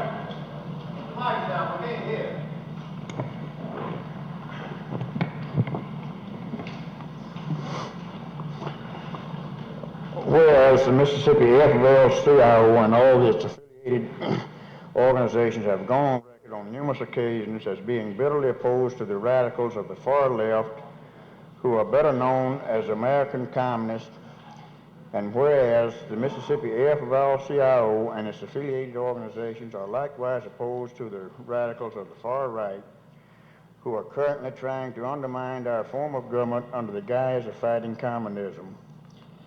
And whereas totalitarianism system of government, be it communist or fascist dominated, cannot and will not permit the existence of free trade union movement. One of Adolf Hitler's first acts when he and the Nazi Party came to power was the complete destruction of the German labor movement. Whereas it is common knowledge that several radical right-wing groups are active in Mississippi today, headed by the John Birch Society. Those groups are constantly injecting their poison into the minds of people, masquerading as patriots. These groups are actually subverting that all labor organizations in Mississippi, as well as other interested parties, be notified to this effect. Mr. Chairman, this was approved by the Resolutions Committee for adoption, and we move that this resolution be adopted at this time.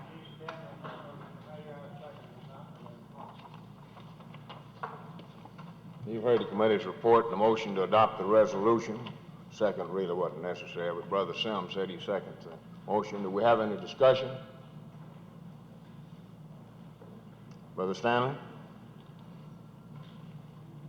W.O. Stanley, Communication Workers. Mr. Chairman, as a guest of the convention and operating under the rules, I would like to speak on this motion, please. I stand here in favor of the adoption of this resolution. This resolution, if you will read it carefully, is aimed at the Communist Party, the extremists to the far left, and to the John Birch Society, and other lunatic fringes, the extremists to the far right. Now, we may sit back on our laurel and consider that and think that we're not subject to either one of these threats. We have elements in this state who are determined to destroy the labor movement,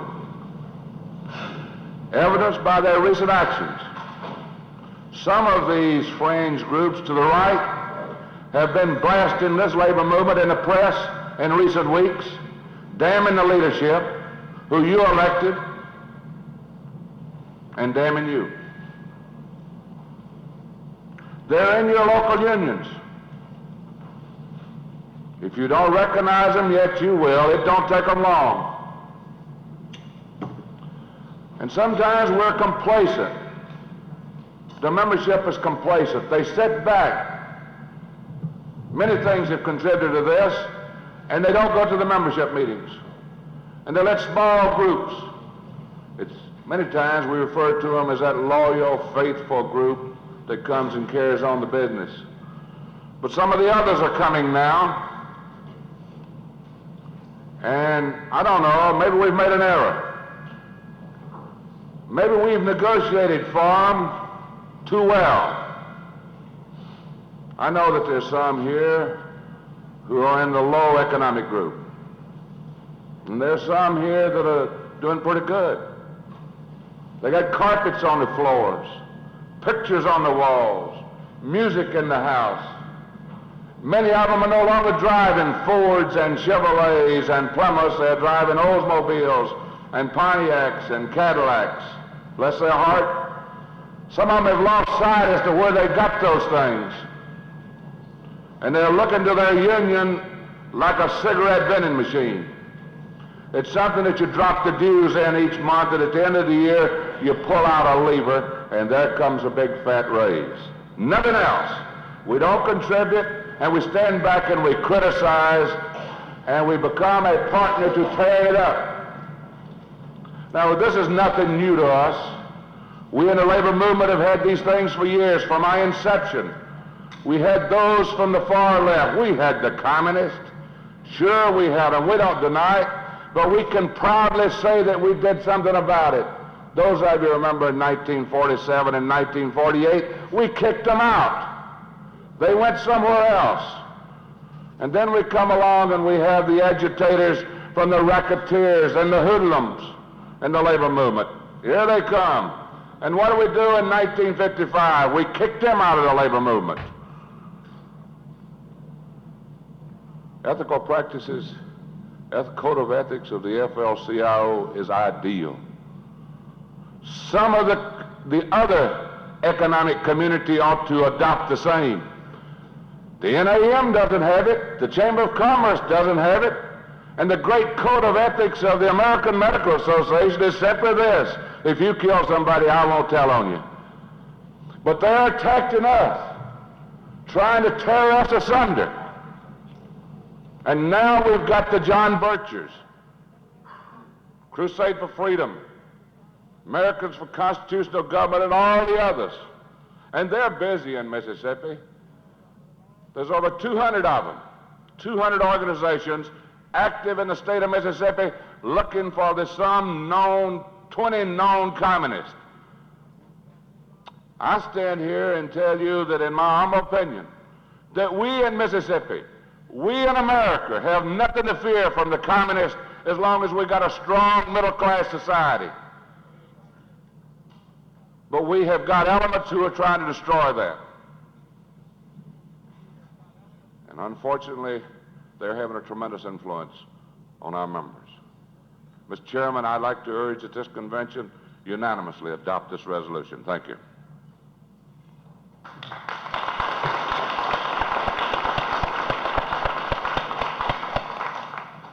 Thank you, Brother Stanley. We have other discussion?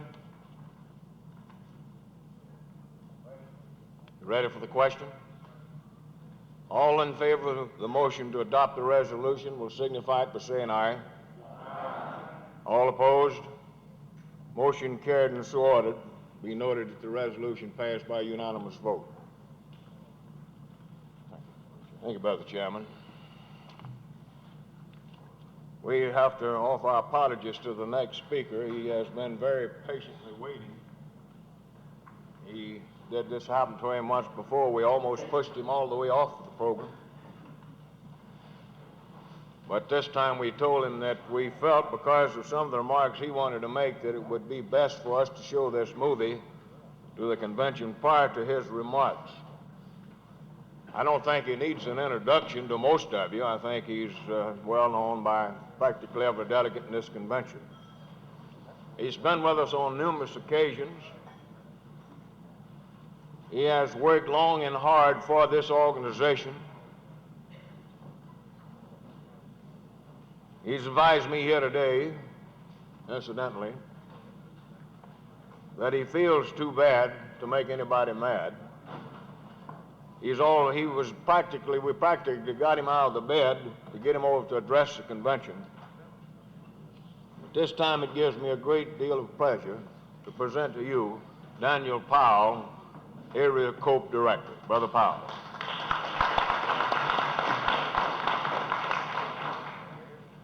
Thank you, Claude. It's always a pleasure to... Just a minute before you start, I have got a telephone call I have got to take.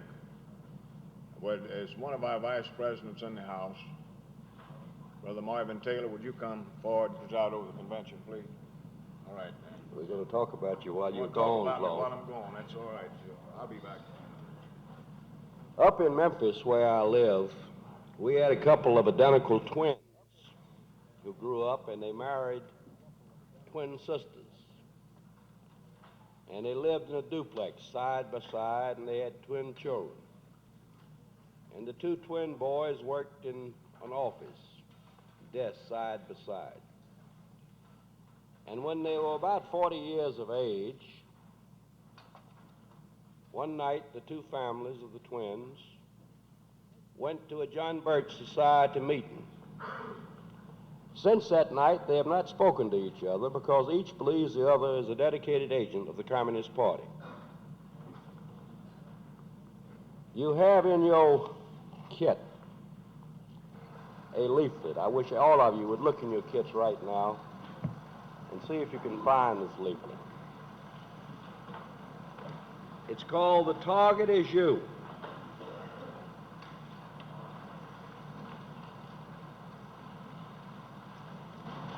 If you have not already read this leaflet, I urge you to do so.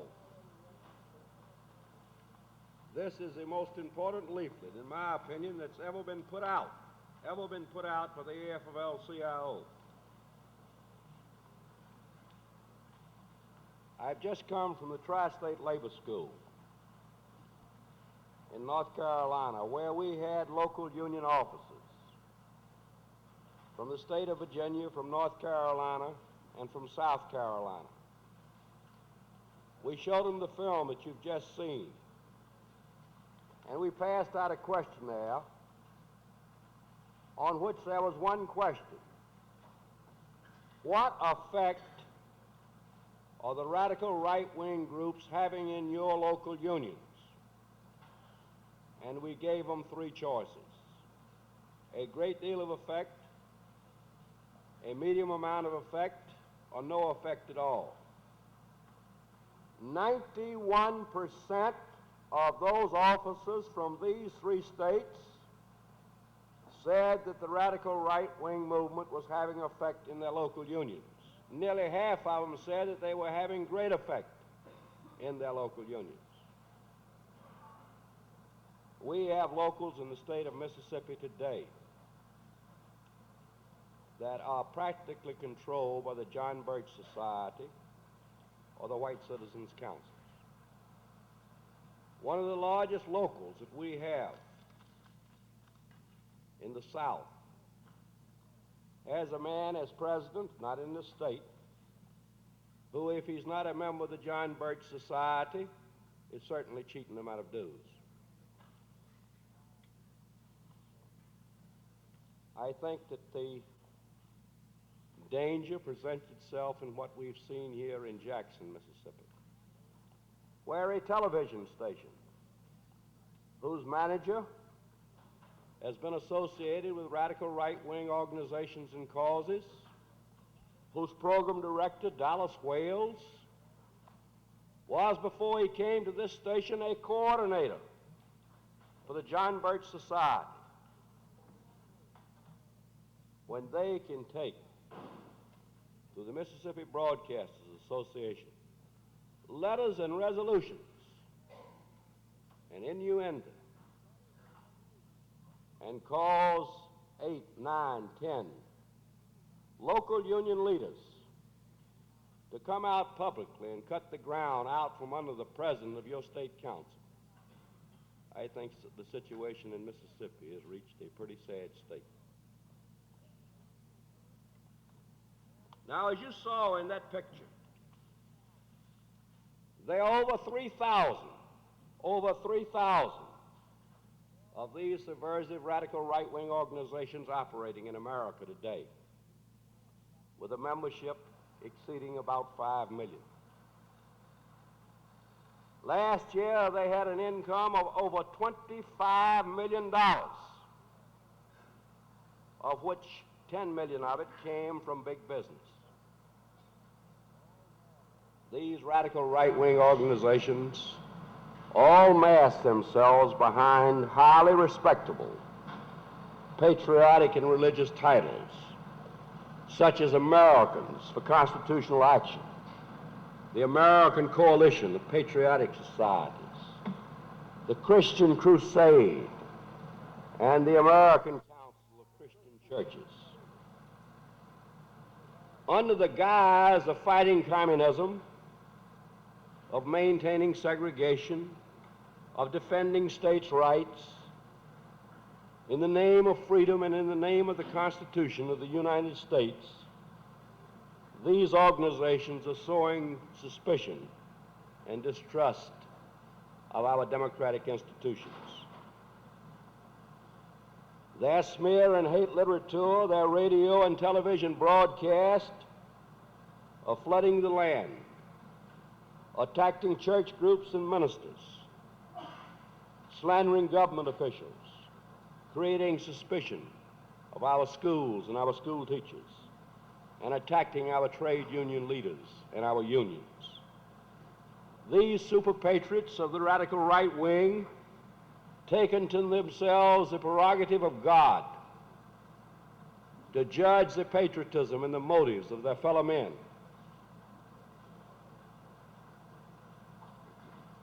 And they do it in the name of being anti-communist. Now, how much of a threat is communism to America today from within our own borders, from within our own land? If you wanted to know what the strength of the Communist Party in America is, I think the best source of your information is the FBI. Now, the Federal Bureau of Investigation estimates that there are less than 10,000 communists in America today out of a population of over 180 million. This is probably an all-time record low of communists in America. Now, there's a reason for that. During the Depression,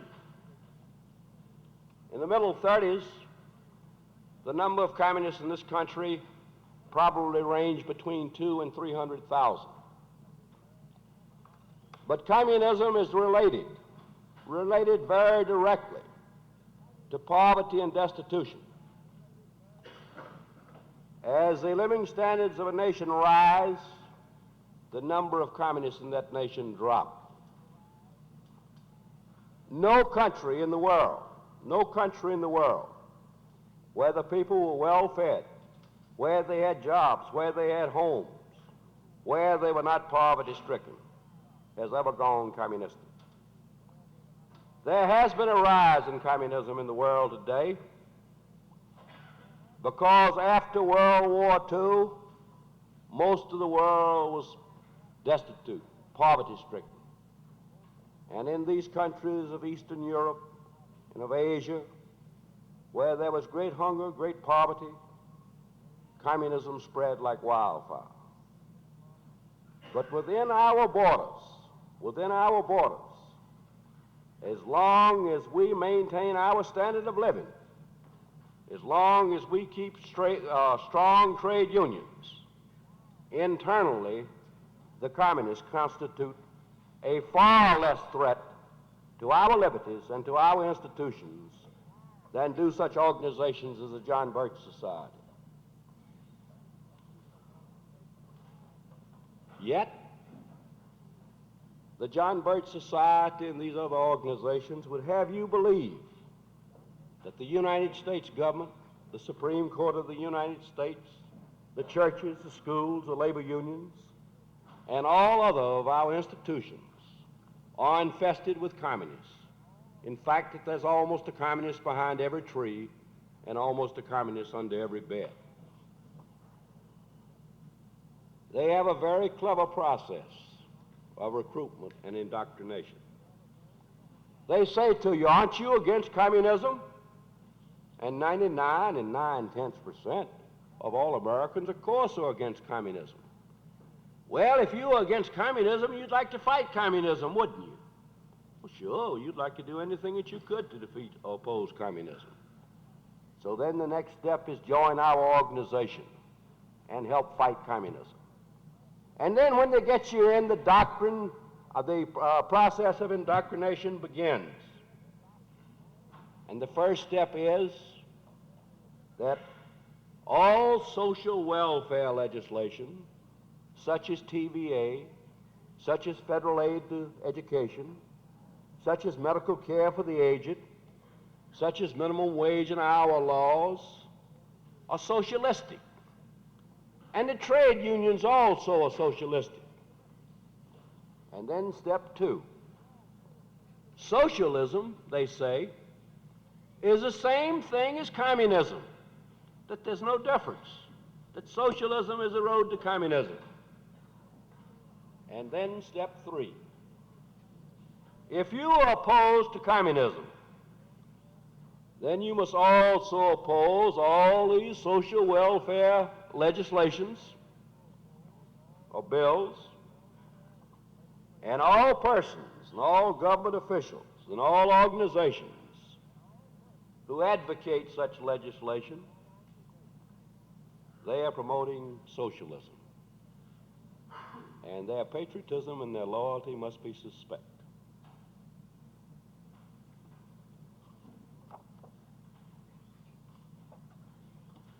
What is the program of the radical right? They tell you that they are anti-communists. And how do they tell you you fight communism? Well, the John Birch Society believes that in this country the best way to fight communism is to make everybody suspicious of everybody else. The John Birch Society conducted in Nashville, Tennessee, according to Time magazine, a campaign to alert the citizens of Nashville to the dangers of communism. It was a telephone campaign, and as usual, they operated in complete secrecy. They did not give their name when they called.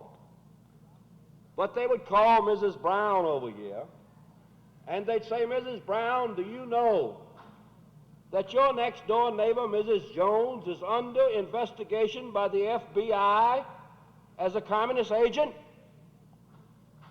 Well, Ms. Brown was shocked and horrified. But she'd heard from listening to some of these right-wing broadcasts that you never could tell who a communist was. He might be living right next door to you.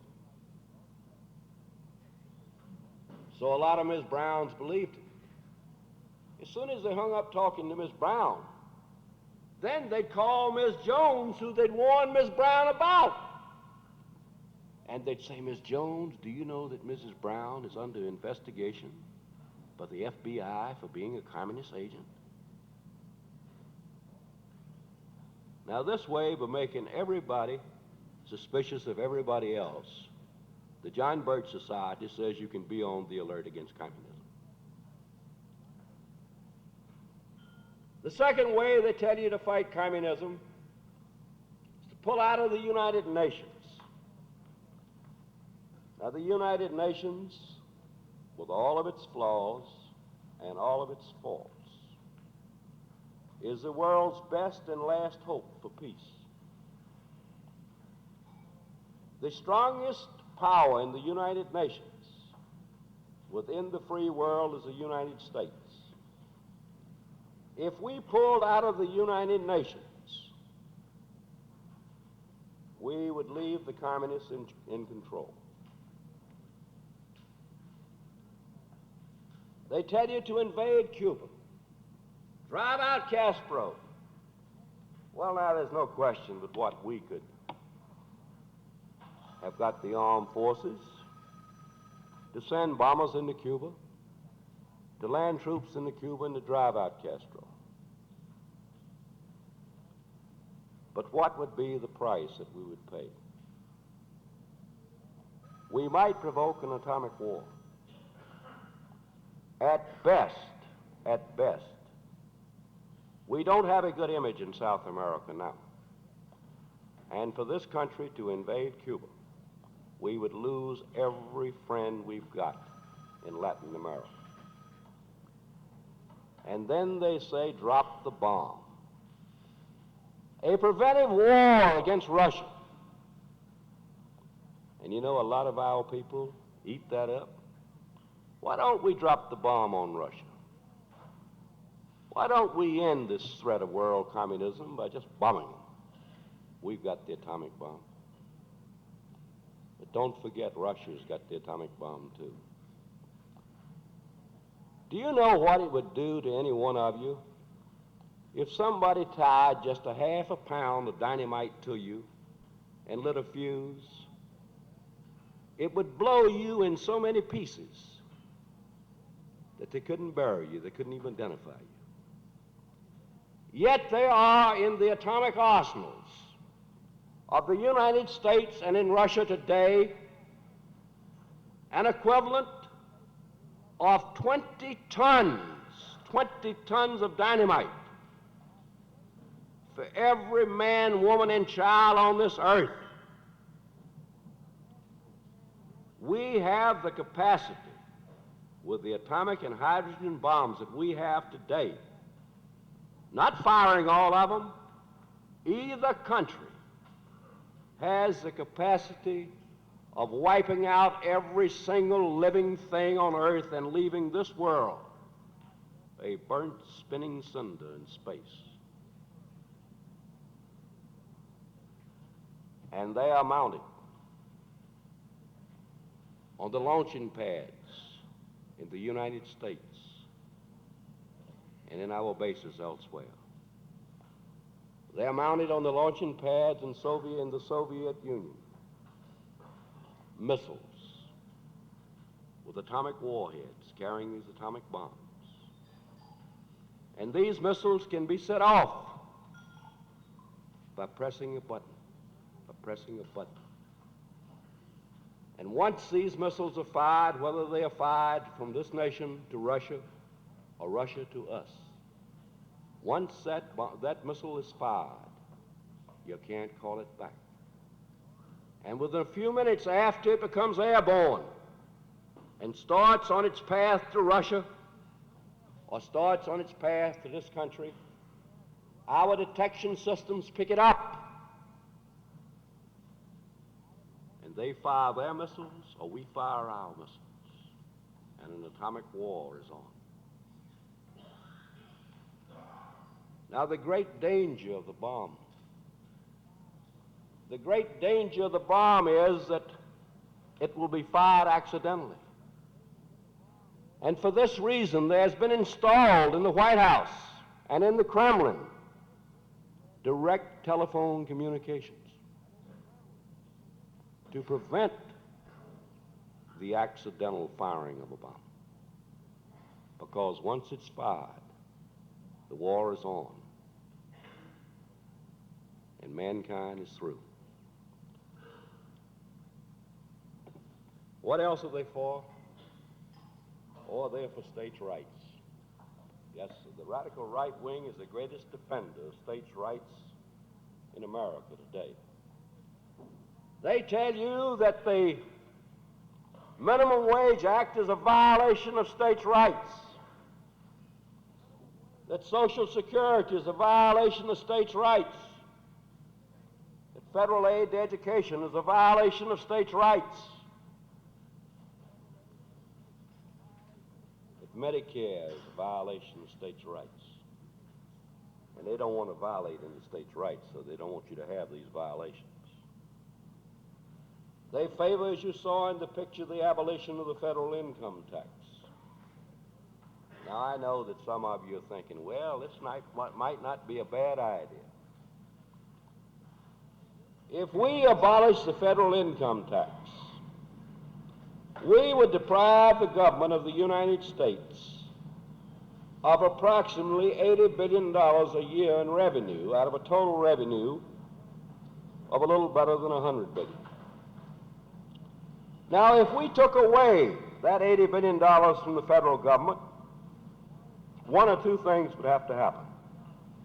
We'd have to close down the government. We'd have to cut off all these services, these highway funds that are building these fine highways in Mississippi, the school lunchroom programs, Social Security. We'd have to cut out all these other programs. We'd have to practically close the government down. Or we would have to find a way. We would have to find a way to replace this $80 billion. They're not going to close the government down. They're going to find a way to replace it. And you know what that way is going to be? A federal sales tax. A federal sales tax. Now, in order to replace the income tax, to produce $80 billion, you would have to have a federal sales tax in America today, the best economists estimate, of somewhere between 30 and 35%.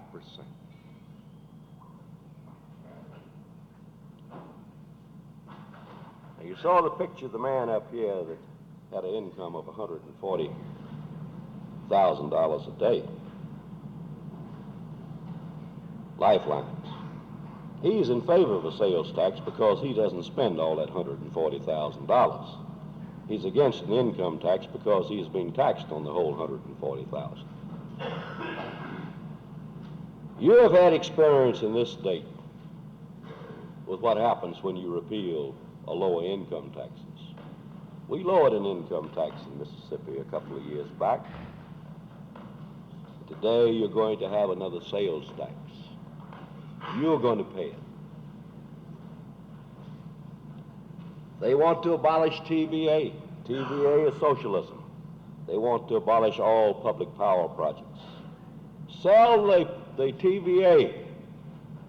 Sell the REA to the private power companies for 5 or 10 cents on the dollar. Well, you know what will happen to your electric bills. Abolish Social Security. Oppose all social welfare legislation such as the Hill-Burton Act, which has brought hospitals to many of your towns that wouldn't have had hospitals otherwise. Oppose federal aid to schools and colleges. Keep the kids of Mississippi today from getting the same quality education because this state is poor that they're getting in other states. Abolish the school lunchroom program. Abolish aid to depressed areas. Shackle and cripple labor unions with a national right to work law, with making labor subject to the Antitrust Act. These organizations are even opposed to fluoridation of water. The radical right wing is opposed to all state and national mental health programs. Now, this is the only thing in their platform that makes sense. And you can understand why they are opposed to state and national mental health programs. It's self-preservation with them. Because a good widespread state or national mental health program would deplete their ranks something terrible. They are for strong censorship of all school textbooks that speak favorably of labor or the United Nations or Social Security. But we don't become too concerned about it because the operation is like that of an iceberg. It's hidden. We don't see it. You saw a little about the John Birch Society on the screen.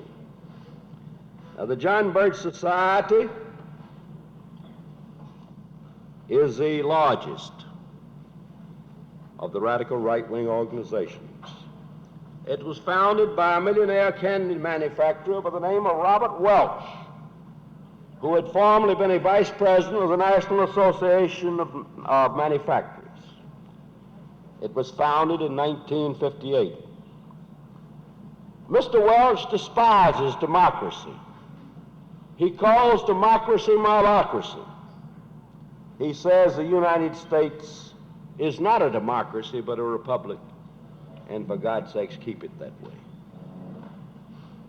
And Mr. Welch practices his hatred of democracy in the John Birch Society because, in addition to being a secret society, this is also a totalitarian society. No local chapter of the John Birch Society elects its officers.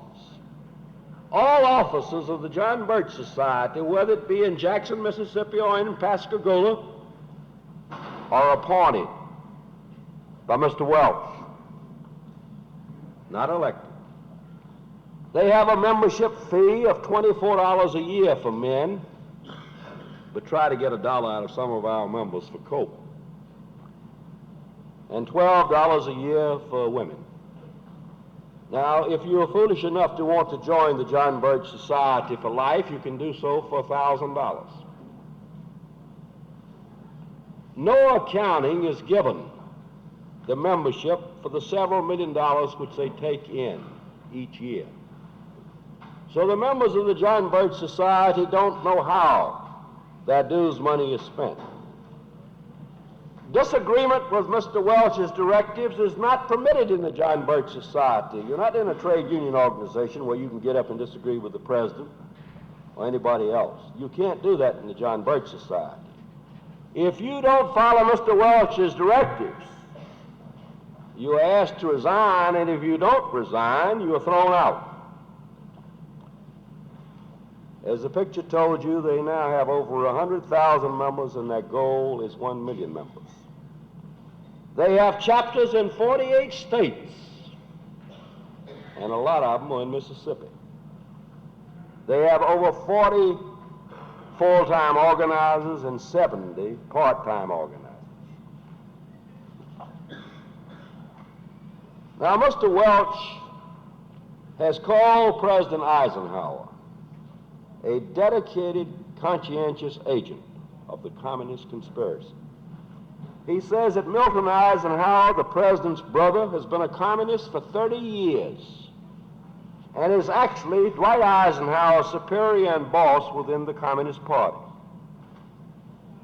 Mr. Welch says, I personally believe that John Foster Dulles, who was the Republican Secretary of State, I believe that Mr. Dulles was a communist agent. Mr. Welch says an overwhelming majority of the American newspapers are communist dominated.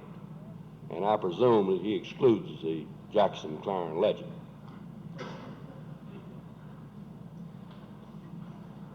In 1961, on a speaking tour, Mr. Welch in the city of Atlanta said that some 7,000 Protestant ministers in America, we the communists are communist sympathizers. Mr. Welch calls Walter Reuther an agent of the communists. And he says that Dave Dubinsky of the Ladies' Garment Workers Union is a self-admitted communist. Mr. Welch says the drive to outlaw the union shop is patriotic. He believes that organized labor should be placed under the Antitrust Act. He suspects the American Bar Association of having communist leanings too. And Mr. Welch joins with the white citizens' councils in charging that the NAACP is an apparatus of the Communist Party.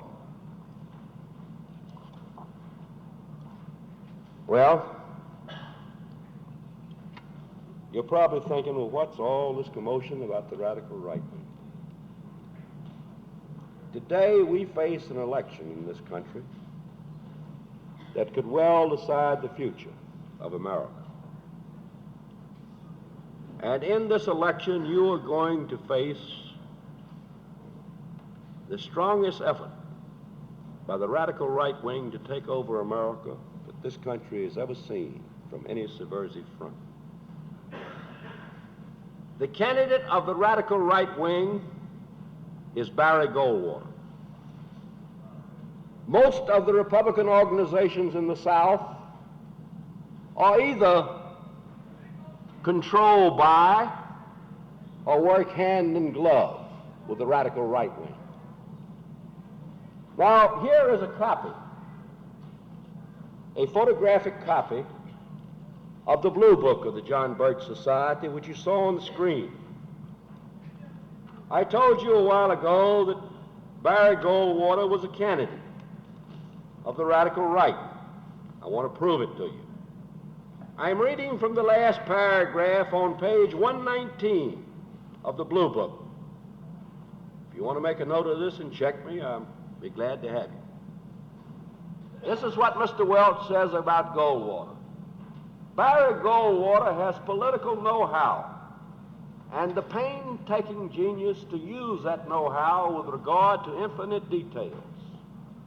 He is a superb organizer and inspires deep and lasting loyalty.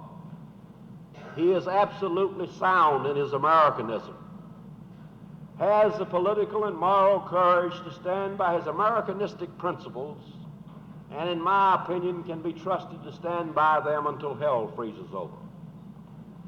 I would love to see him, Mr. Goldwater, President of the United States, and maybe someday we shall. This prophecy was made by Mr. Welch in 1958. He may prove an amazingly active prophet. Now you have another man by the name of Billy James Hargis, who uses God in the church as a platform for the radical right wing. He tells you that Social Security, welfare legislation is sinful, sin against God. He's a great admirer of General Walker. In fact, he went on a midnight ride around the South with General Walker. Now, here's what Mr. Hargis says about Barry Goldwater. I personally think Senator Goldwater would make a marvelous president. Goldwater knows, as I know, that local Birch Society members are fine patriots. This is a statement that was made to the St. Louis Post-Dispatch on January the 31st, 1932. Now, Mr. Goldwater is within a hair's breadth of the Republican nomination. Newsweek magazine last week or 2 weeks ago practically conceded that Goldwater was going to get the nomination, either on the first or the second ballot.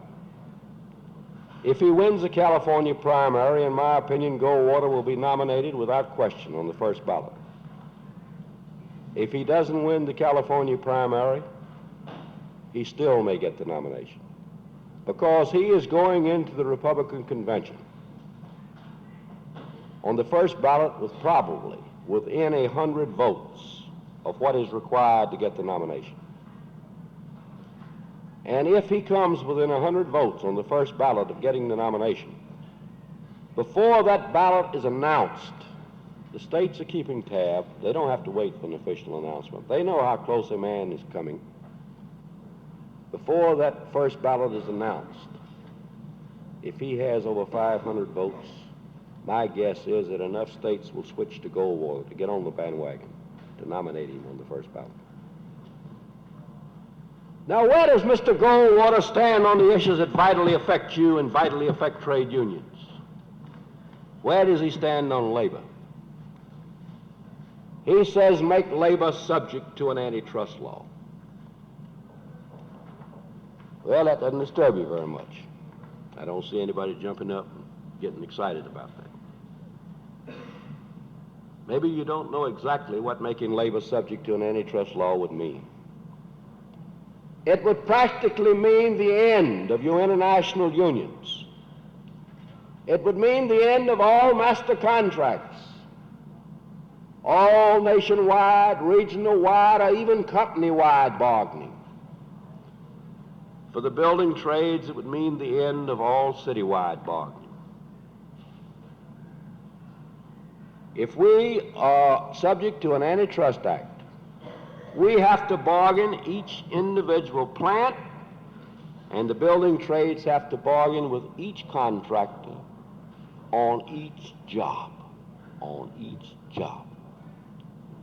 Now, if the amalgamated clothing workers or the electrical workers have a meeting of their leaders 2 or 3 months before they go into contract negotiations, and then they go into contract negotiations and they happen to ask the company over here in Picayune, Mississippi, we'll say, for 10 cents an hour, and they ask the company up in Hattiesburg for 10 cents an hour, under an antitrust act, you might be guilty of unlawful collusion. You might be guilty of unlawful collusion. So this is Mr. Goldwater's position on labor. Make them subject to an antitrust act.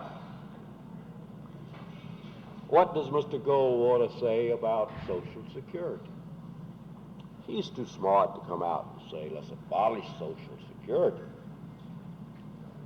This would disturb too many people that are now drawing Social Security, and some that are getting ready to draw it. So Mr. Goldwater says in his true states' rights principles, let's make Social Security voluntary. Let's make it voluntary. Now that sounds good. We don't like compulsion, do we? We like things that are voluntary. In fact, some of our members tell me that I'd support the National Health Bill if it were voluntary. Well, that is one little catch in making Social Security voluntary. The Social Security system is financed by a tax on you and a tax on the employer of equal amounts, equal percentages. Now, you make Social Security voluntary, and you're getting up about 55, and you're beginning to think about your future. You want to continue your Social Security, you voluntarily will make the payments. But is a boss going to voluntarily pay on 500 or 600 workers? Huh? That's like the boss voluntarily giving us wage increases. Of course he's not. And what about a lot of young people? Just out of school, they're married, they're in economic difficulty. Well, we'll wait to start taking Social Security. We can't afford it now. They'd never take it. If you want to wreck the Social Security system, make it voluntary. And this is what Mr. Goldwater advocates. Now, any trust for labor, voluntary Social Security is bad enough. But Mr. Goldwater goes further than that. He says that if he were President of the United States, he would change the present law, which gives only the President of the United States the right to order the dropping of the atomic bomb, and he would place the authority to use the bomb in the hands of generals and field commanders that we have around the nation and around the world. He would give these generals, these commanders, the right to decide when to use the atomic bomb. Now remember this, your military is a different breed. They were trained for war. Their whole orientation is to fighting, commanding armies, dropping bombs. And you give unto the military the authority to use the bomb. And it's like sending the fox to watch the chicken house. Now, Mr. Goldwater could well be the Republican nominee. And if he is, we face a great deal of danger. In conclusion, let me say this to you.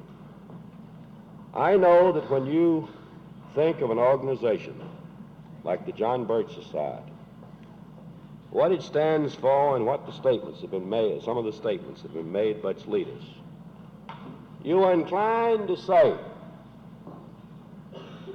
well, the people of America are never going to let a group like that come into power. They're never going to elect a Goldwater president. Don't take them lightly. Don't make the same mistake that the German people made about Adolf Hitler. In the early part of the 20s, they considered Hitler a fool and a fanatic. And the German people says he will never come into power. And they threw him into jail when he attempted to overthrow the Bavarian government. And he wrote a book called Mein Kampf, which he told the people of Germany what he was going to do when he came to power. And the book was widely read over Germany. But nobody took Hitler seriously except the industrialists of Germany. And they decided that Hitler was their man against the trade union and against communism. And they backed Hitler. And Hitler, with the millions in resources that he got from big business in Germany, from the industrialists, for the first time was able to reach the masses of German people. And when he began to reach the German people, he began to make headway. He had three appeals. First, the appeal to the fear of communism. He told the people of Germany that the government, the schools, the churches, the labor unions were all infested with communists, and that he was the only man in his party, the Nazist party, was the only party that could rid Germany of these communists. Does that sound familiar to what you're hearing today? And secondly, he made the appeal to prejudice. He said that the Jews in Germany had betrayed Germany in World War I and sold out the people, that the Jews controlled the money of the country, that they were part of the communist conspiracy, and that they were responsible for the condition in which Germany was in the middle 20s. Now, it was much easier for Adolf Hitler to use, or it was much more difficult, I should say, much more difficult for Adolf Hitler to effectively use the Jews as a target of racial hatred in Germany than it was for certain organizations to use the Negroes in America today. Because in Germany, you couldn't look at a man and tell that he was a Jew. You had to go to birth records. You had to search out his ancestry. And then you had to make him wear an armband to denote that he was a Jew. But you can look at any man in America today, or most of them, and tell what race they belong to. Does that sound familiar to you? And the third technique that he preached was an appeal to the national pride of the Germans.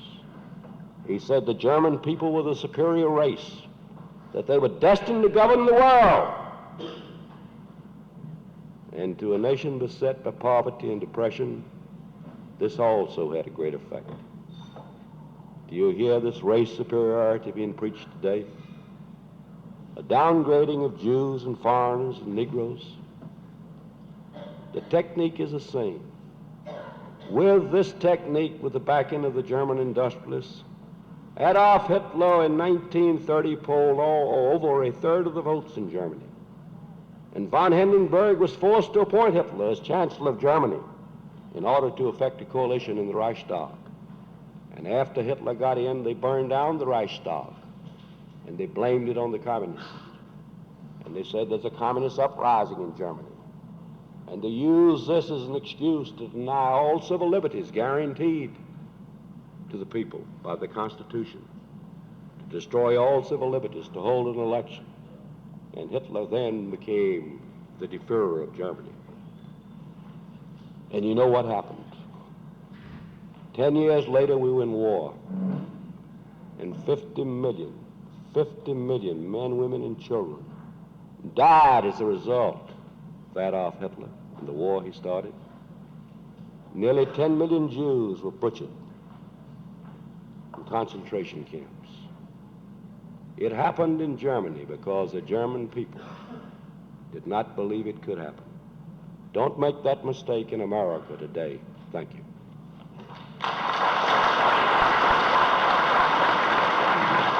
Personally like to say that I have appreciated the showing of this film. I wish it might be possible that it could go on the airwaves of all of the state of Mississippi, in order that our people, at least, members of the trade union movement, could see what it is that we're confronted with and what we've been talking about largely at this convention. I have personally appreciated the remarks of Bill Stanley in conjunction with the resolution, and it remained largely for Dan Powell to wrap the thing up in his usual inimitable style, and we certainly appreciate that, Brother Powell.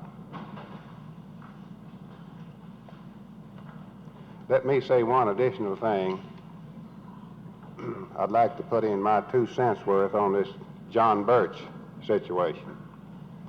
Of all the things that's been said here today about this organization, one thing I think yet remains to be said, and I would like to have just 30 seconds to say it. In a recent issue of American Opinion, Dr. Revelo Oliver, associated with the University of Illinois, had the guts and the gall to say in an article in American Opinion that President Kennedy was assassinated because he was about to turn American.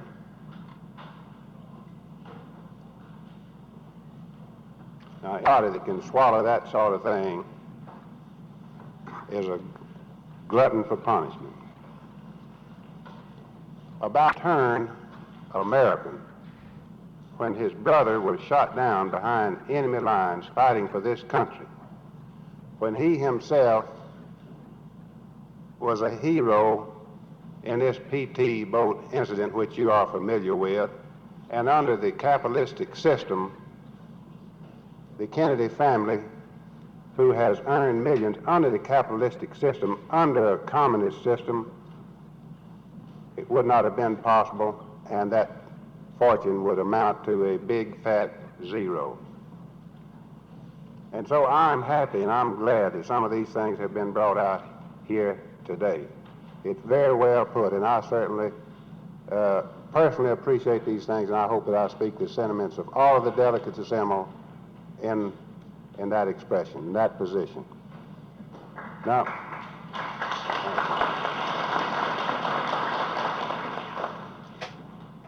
you have noticed, I'm sure, that havoc has been played somewhat with the agenda, and we will not be able to, as you know, to follow it. We come now to the time of the adjournment, and I wonder if before we do adjourn, there are some announcements that might need to be made at this time. All right? Brother Stanley. Mr. Chairman, I'd like to meet with this group of young ladies and gentlemen that are going with me to the Senate Finance Committee tomorrow afternoon that Claude announced earlier. I don't have all their names, but I'd like to meet with them at the head of up at the platform immediately upon recess this afternoon. Further, I would like to announce for the delegates from the Communications Workers of America that we will meet tomorrow morning at 8:45 in room 828. Thank you. Thank you, Brother Stanley. Brother Bruton.